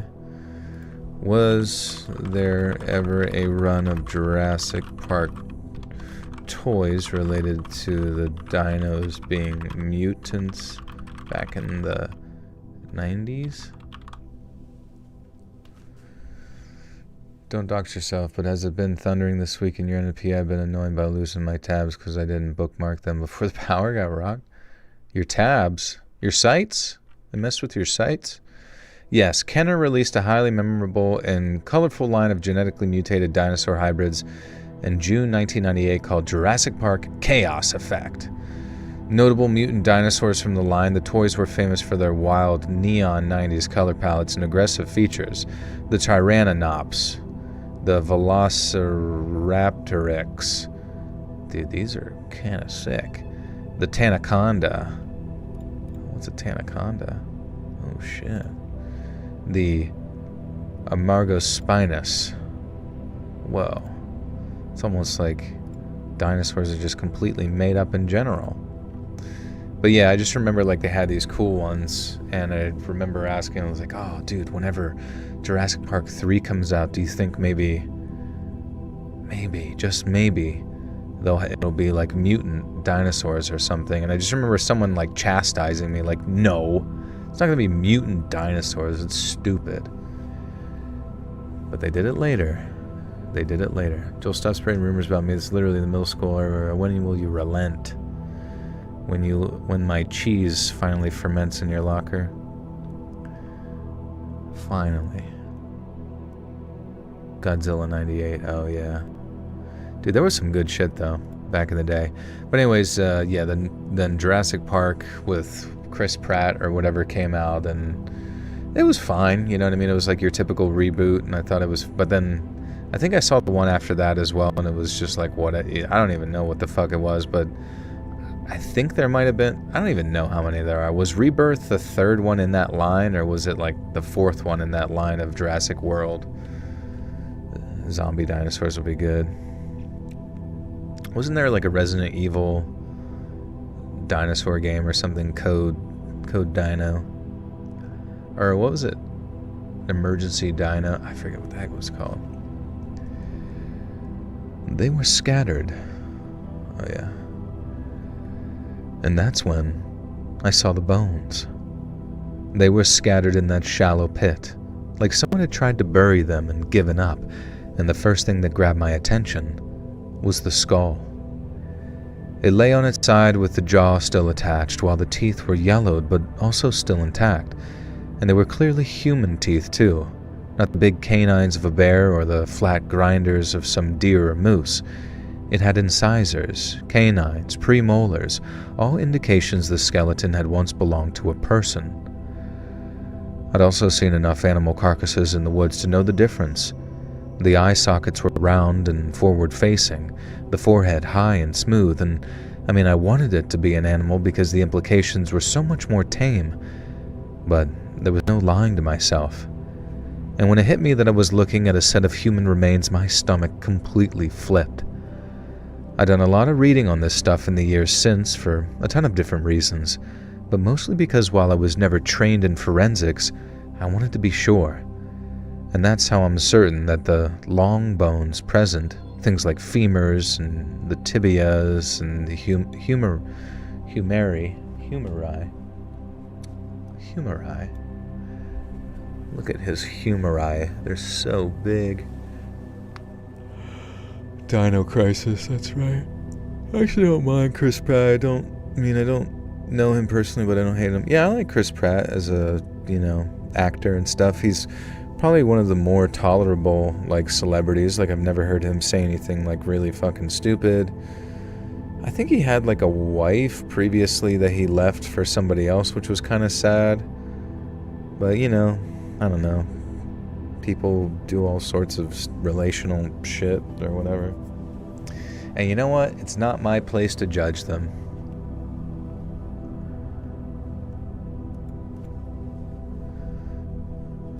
Or maybe it is. Maybe that's exactly my purpose on this earth. To judge the fuck out of every celebrity ever. And choose whether or not they get to continue into the new world. To entertain me, the king. Mr. Letchery, can you bite the mic right quick? I want to hear a bite.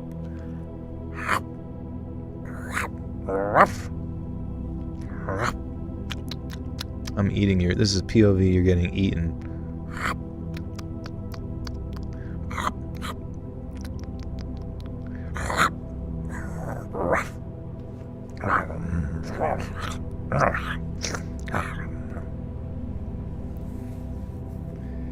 Because he's private, he divorced a scary movie chick for Arnold's daughter. Fuck yeah, dude, moving up. All of the Chris actors are so generic, can barely tell them apart. Chris, what are the other Chris's? Chris D'Elia. That's how I'm certain that the long bones present, things like femurs, tibias, and humeri, were all human and not those of some local animal. One of the femurs I spotted was broken, snapped clean about halfway down like it had taken some hard blow. The pelvis was tilted in the dirt with its distinctive wide bowl shape, and later, when I looked it up, that's how I became certain that the victim was female. For example, in women, the iliac crests are broader, flatter, and set further apart to facilitate childbirth. In males, they are typically higher, narrower, and have a much more pronounced S-shaped curve. Now, the pelvis I saw in the dirt that day matched the exact description and was much wider than the male example I looked up afterwards. Now, the one thing you learn when studying forensics is that the details don't lie, and while I didn't glean these details my own self, I was told that the bones must have been there for at least 10 to 15 years. They had that dry, weathered look and were cracked and almost gray from years of being peed on by a dinosaurus.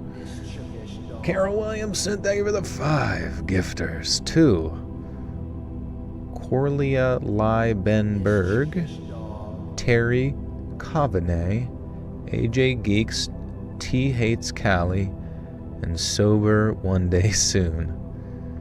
All of you, please report to the principal's office for your gifted membership. Thank you. Carol, thank you. Chris Evans, Chris Hemsworth. Oh, true. Chris is not a bad name to me, but there's something very strange about the name Chris. I like it. I have friends named Chris, but when I think about it, there's something about it, similar to the name Joel, maybe a little bit too. I guess Joel is kind of up in the air, but it seems like a very youthful name.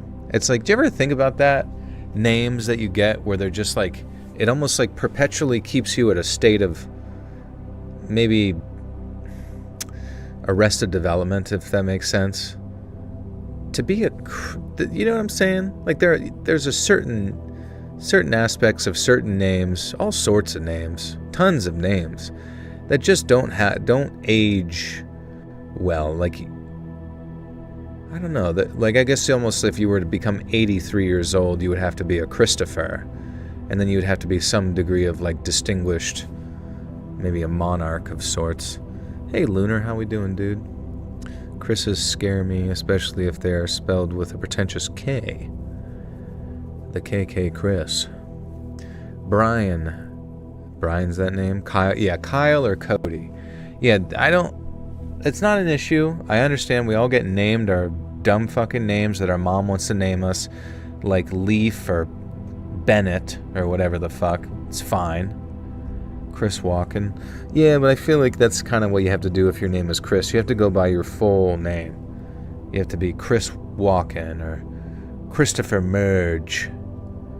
Christopher Jericho. Chris Kringle. Exactly. You gotta go by the full title. But by itself, it just kind of sounds like you're preparing to get yelled at in middle school. Christopher? Yes? Report to my office for really, really, really mean spanking. Topher. Hey, what the fuck is that? Topher. Literally named after, like, some sort of shit found between my feet. Yeah, looks like you're infected with Topher. I like the name Crew. What the hell are you talking about, Justin? If you name your kid, one of your kids Crew, I'm putting them in the foster care system. Dude, you think your name is alright? You don't have to change your name when you get old? I don't know, dude. I was never a super fan of my name growing up, I'll be honest with you. Fucking Joel. It's like kind of feminine, right? It's got the L at the end. Joel. I remember the first thing somebody said to me in school was like, Joel? Like Jewel? Like Julie? What are you, a fucking girl? And it was at that moment I didn't know. I genuinely was uncertain. I had to pull my pants and look down there multiple times just to verify. Do I like the name Keppa? Yeah, maybe for like a Mario enemy. Hey, look out, over there, it's a Keppa. Jump on his fucking head. The fuck? Like, guys, we gotta just stop. We're, like, children are not creative characters in fucking Tony Hawk or World of Warcraft. We gotta give them proper names that are prepared for any situation. Like Butch and Squink and Doctor and Big Soldier. Your name rhymes with everything. My parents wonder why I never listened. It's true. They had to sing a poem to you to get you to look over and then feed you Adderall.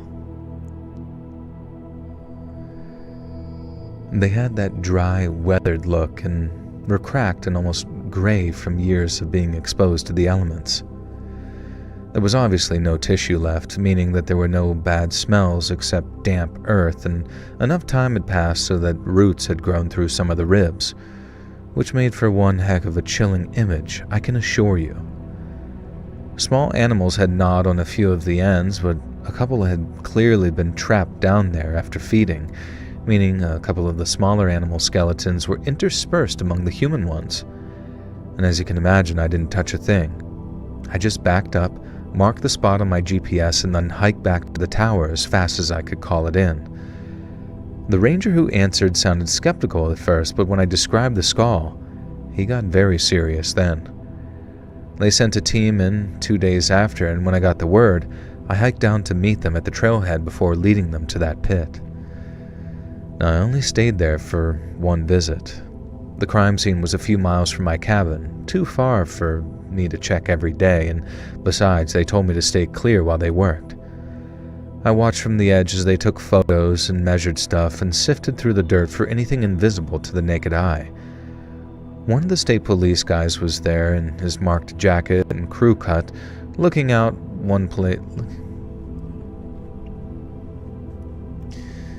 You like Joel? I hate mine Jessica, but I go by Jess, so it's a tad better. Why do you dislike Jessica? Where did our last names come from? Let's see. Where did last names come from? Where do you come from? Others say due to Justin always being prepared, his other middle name may be Case. Fourth name, Nut. Okay, last names mostly began because first names stopped being enough. In a small village, John worked, but once towns grew, trade expanded, and governments and churches needed better records for taxes, land, marriages, inheritance, military obligations, they might be 5 Johns, so people got an extra identifying label, basically John the blacksmith, John Robert's son, or John from the hill. Over generations, many of those labels became fixed and hereditary family names in Europe. That shift happened unevenly, but many English surnames became hereditary roughly in the 1200s and 1400s.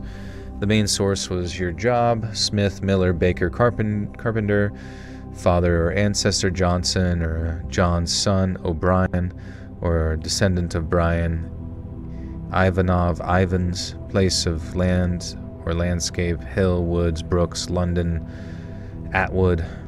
Trait, nickname, or status: short, white, young, strong, king. Ethnic, place of origin, label: English, Welsh, Fleming, French. Not every culture developed in the same way. China had family names from far earlier than medieval Europe, while places such as Iceland historically used changing patronymics rather than permanent inherited surnames, so a child's last name reflected the parent's first name, not a fixed family line. Surname customs also varied across Ireland, Wales, Scotland, Spain, and the Arab world, and elsewhere. One important catch: a surname does not necessarily mean everyone with it descends from one person. There were plenty of unrelated blacksmiths who became Smith, unrelated people who lived near hills who became Hill, etc. Let's read Mukbang. Joel Mukbang. That's where he got it from, his YouTuber name. Justin OnlyFans. And Fry Hairy Feet. Misty Mustache. Just kidding. If you were an MC, that means you had a family feud and used it to distinguish. Oh, Mick. Interesting. What's up, Lunar? How we doing?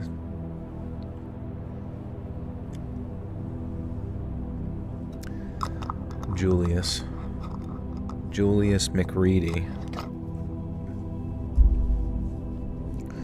Julius Beast. I'm related to Mr. Beast. He's my dad.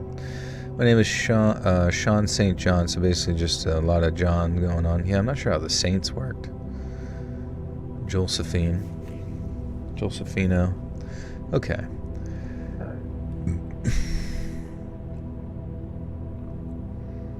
One of the state police guys was there in his marked jacket and crew cut, looking at a place among the rangers as they bagged everything carefully. I asked them to keep me updated, and although I kept doing my job as normal over the weeks that followed, my mind was never far from that pit. I pictured someone walking through these woods, maybe lost or hurt and never making it out. Or worse, someone bringing them there on purpose to ensure the final few moments of their life was as horrifying as it was lonely. And the broken femur stuck with me. That didn't happen from a fall, so whatever happened, it was no accident. It seemed to me to be deliberate. Now, a couple of weeks later, a ranger flew in with some supplies and sat me down at my little table in the cabin that I called home. He looked deeply uncomfortable as he told me that after finishing up the analysis of the bones, the lab had come back and said that there was nothing to be alarmed about because the bones were not human. When I was told that they belonged to a bear, maybe a big cat, but not a person, I just stared at him in complete disbelief for a second. I just remember stammering out something like, but the skull, those teeth, they were human. And the pelvis, Tim, you can't tell me that it didn't belong to a person. But all he could do was shrug and explain that the professional over at the state lab saw things differently. He said that in some cases bones end up getting warped by prolonged exposure to the elements, in which case it was an easy mistake for me to make. But even with all the watertight excuses he'd been given, he still couldn't look me in the eyes for very long. The area was closed off for a week while they did their investigation, but after that it was open to the public again. No more tape, no more forensics. It was wide open again like nothing had ever been found there. Now, I was just a lookout at the time, but I was still entitled to ask for a copy of the report. Yet before I could even file a request, I was told that the whole thing was being handled internally by the state police. I was told that I could talk to the lead state police investigator and that I could get all my answers from him. But the police voicemail I left was never returned, and it was around then that I started to sort of doubt myself a little.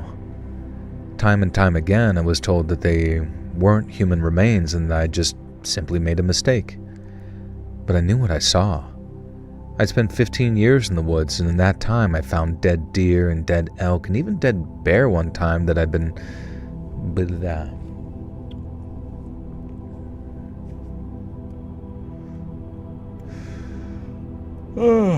Marcus Aurelius founded Stoicism after spending a day with Justin.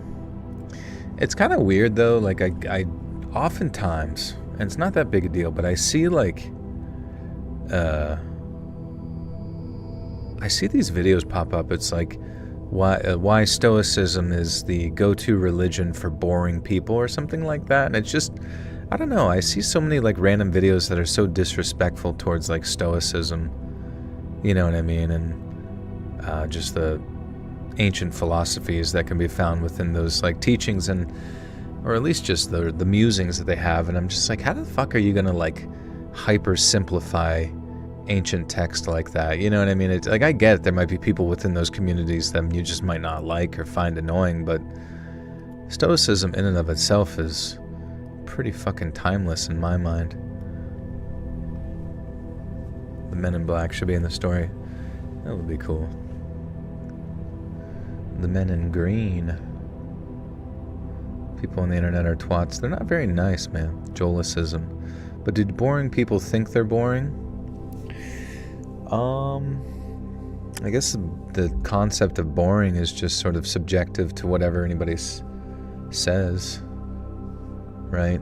So it's just some people think some people are boring, other people think they're super interesting and cool and relatable and whatever, you know. So it's just like whether or not you like art from somebody who poops on a canvas or art from someone who can sculpt the human figure perfectly. Asceticism versus Stoicism. I don't know what asceticism is. Let me look it up. Assholetism. Asceticism, sorry. Asceticism is a lifestyle characterized by the voluntary renunciation of worldly pleasures and materials desires in favor of self-discipline and spiritual growth, and involves abstaining from physical and psychological comforts to achieve heightened moral, mental, and religious clarity. The term originates from the ancient Greek word of ascesis, which originally referred to the rigorous training regimens of athletes. Over time, it evolved to describe the ethical and spiritual exercises employed to train the mind and soul. Interesting. Founded in Indian religions, Hindu, Buddhism, Christianity, the early monastics, hermits, and desert fathers withdrew to the wilderness to avoid worldly temptations, and philosophy existing in Stoicism and Cynicism. Interesting. Jackson Pollock, what an awesome artist. Funded by the CIA.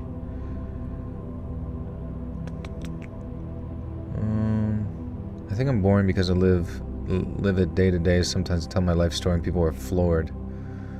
Yeah, I mean, we all probably find ourselves to some degree boring because of just the repetition of it. Hence why we gotta just do something different.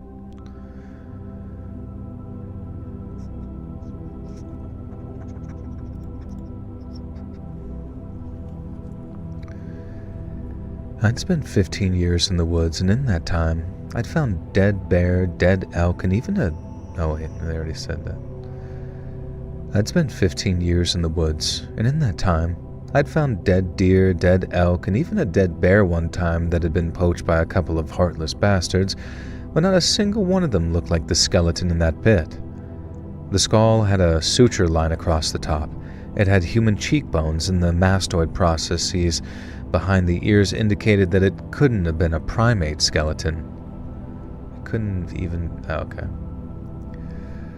The skull had a suture line across the top, and it had human cheekbones, and the mastoid processes behind the ears indicated that it couldn't have even been a primate skeleton. It was as human gets, I think. Now, it wasn't some deformed bear. Bears don't have chins like that, and their skulls slope back, and while I tried at one point, I truly tried to let it go. At night, I'd pictured that broken femur, or the way that the arm bones were splayed like the person had tried to protect themselves.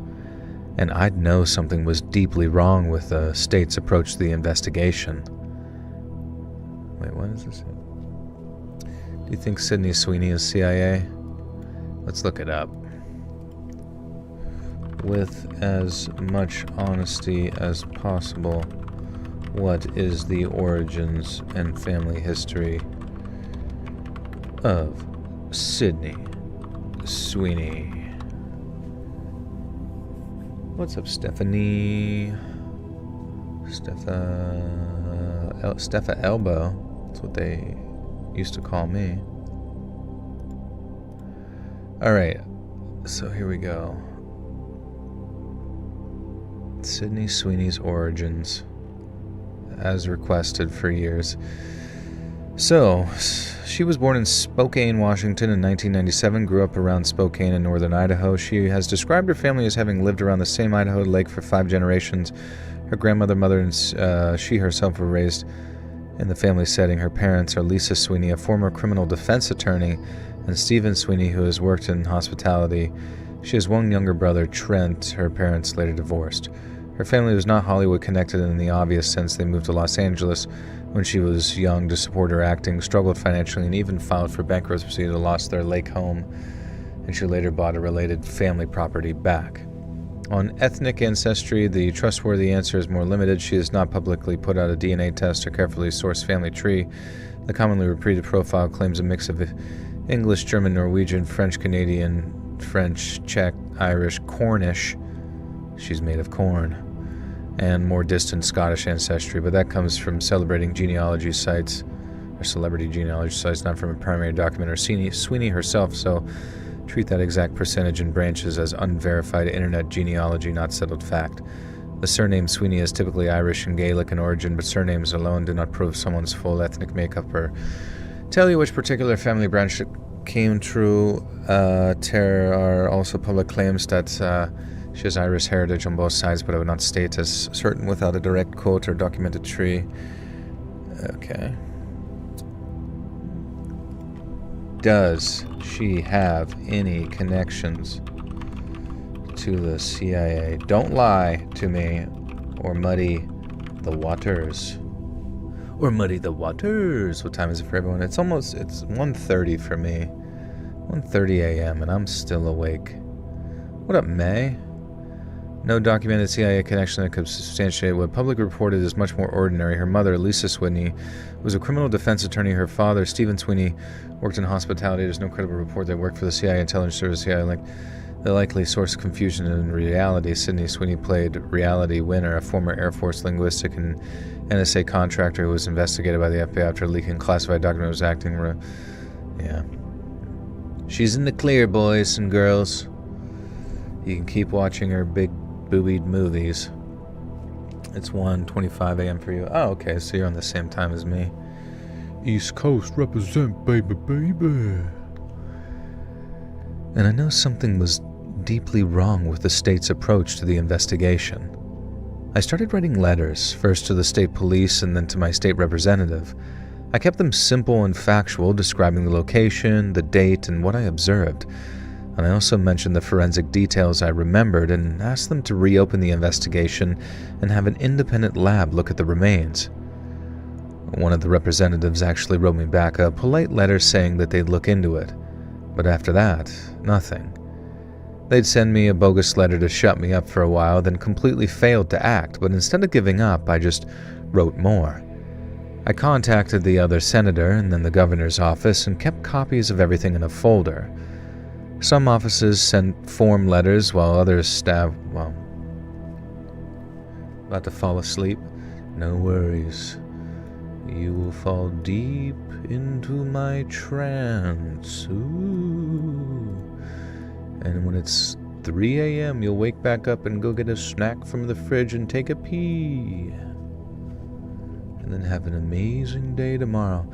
People are really just mean online, but she's thick-skinned, she's got a good support system, head on her shoulders. Who's that? You guys talking about me? 7:30 p.m. Hawaiian time. That's crazy. I can't believe you got a whole night ahead of you. Bub Man, welcome back for 5 months. Sneak something in the video somewhere like fart box. I don't know. I want that on a t-shirt. Sneak something in the video somewhere like fart box. Hell yeah. Should I just let one rip right into the mic right now? Would you guys donate for that? Ooh, would you? That's a $10 tier to me. Some offices sent form letters, while one staffer called me some sounding... Some offices sent back letters, while one staffer called me sounding interested. At least until I mentioned the state police had closed it, then the tone changed. It went from, oh, we'll do anything we can do to help out, to, actually, resources are kind of limited right now, especially with regards to a notoriously difficult wilderness investigation. Now, I was told to be patient, that good things came to those who waited, but by the end of the season, I was told the remains had been destroyed. That's standard procedure for animal bones, so cremating them didn't bat any eyelids up or down the chain. But that's just the thing. They weren't animal bones, yet they were destroyed all the same, like they never mattered to anyone, or whoever they did matter to had an interest in seeing them destroyed. Now that hit me harder than anything, because if they were just animal bones, why destroy them before anyone else could check? Why not let a university anthropologist have a look? I think I know why, but laying on my theories just makes me sound nuts. I finished that season, then came down the mountain a changed person. The next year they stationed me at a different tower, but I kept writing. I learned how the system works. You file public record requests and you talk to reporters if they'll listen. Now the ones I talked to responded like I was some kind of crazy lady, but I'm not crazy. I'm just someone who saw something that didn't add up and couldn't let it rest. The state said animal, the bones to me said otherwise, and the fact they destroyed the evidence makes my skin crawl even today. I still scan the ridges in my mind sometimes, even though I'm retired now. I still write the occasional letter when a new representative gets elected. Most people think I'm chasing ghosts, and maybe I am, but I stood over that pit and looked into the empty eye sockets that once held a person's eyes, and I made a promise to try and get to the bottom of it. Everyone knows that the woods have their secrets. I just didn't know that sometimes the people who are supposed to protect us help those... The person who we trusted most.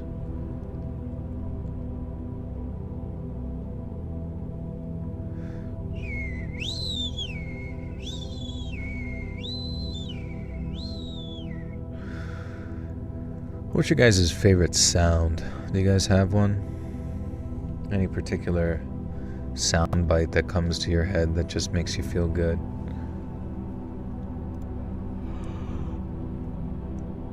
I just didn't know that sometimes the people who are supposed to protect us help those secrets stay buried. The system moved on, but I remember. Every quiet night in my cabin, I remember the bones. You need longer videos on Saturn soil. Saturn soil. That's what I hear, honestly. Maybe once we get through all the old recordings, we can maybe, in the channel starting to take off a little bit more, maybe I can switch over to some longer ones or whatever. The lamentation of my conquered foes' women. It does sound pretty nice, doesn't it? They should have a 3-hour compilation of that on YouTube. The skull, it was Mrs. Sune from down the lane. More Spotify uploads too, maybe. Well, kind of have to keep that at a minimum so I don't end up like catching up with what's on YouTube and running out of stuff. That tube you hold up and down that makes the wonky sounds. Oh yeah.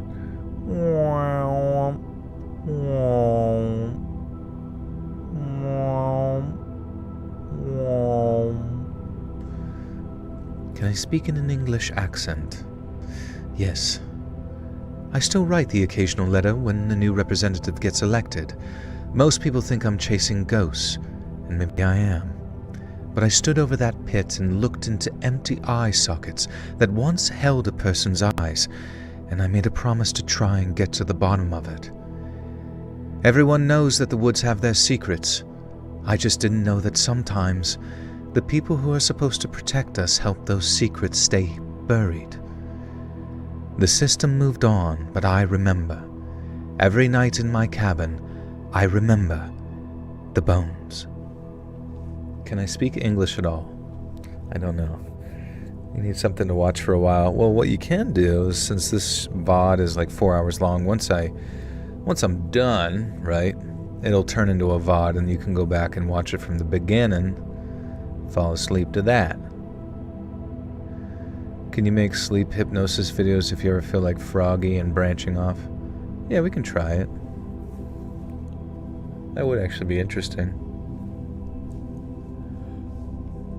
Ooh, do the Mrs. Doubtfire voice. What is Mrs. Doubtfire? Oh, children, children, children. Mrs. Blackstool. Didn't Toby do that in Arrested Development? Mrs. Blackstool, or he said he's from Blackstool. That's what it was. Okay. Here we go, friends. We're gonna read the outro and we're gonna all go to bed together at the same time in a big auditorium with 400 people. Okay, where is my shit at? Oh, here it is. But if you guys can think of something funny for me to say at the end of this outro, I will be infinitely grateful. You do the voice, I'll do the squelching with pudding. Who's pudding? You mean to be your grandmother? Oh, children, it's time for bed.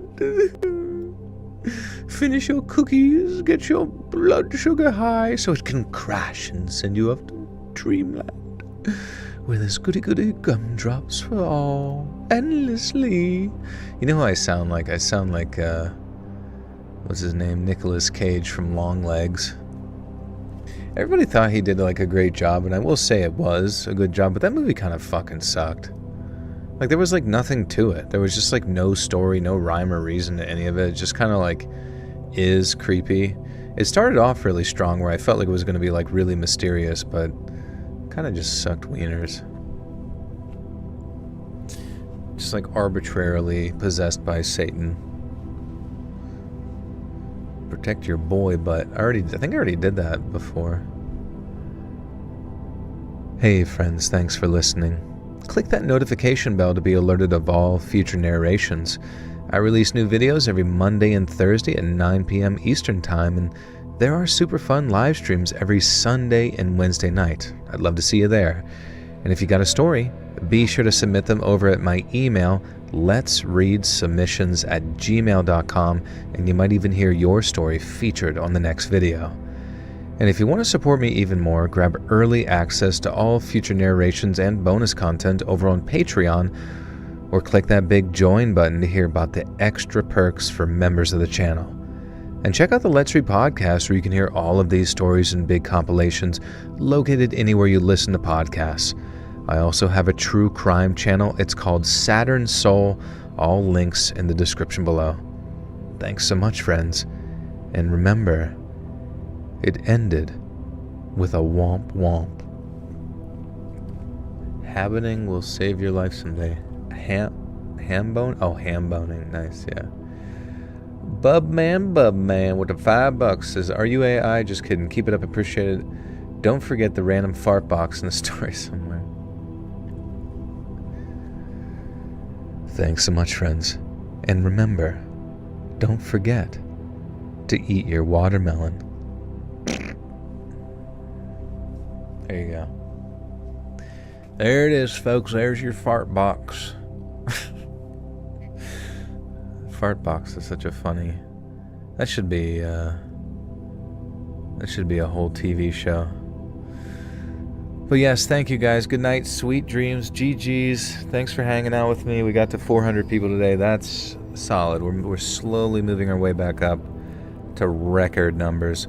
But love and appreciate you guys. I'm going to get this up and edited over on Patreon. It's only $1 a month. It's only $1 a month, which is just so crazy. That's cheaper than like what it costs to like pay someone on the dark web to kill your significant other. So I think you should go for it.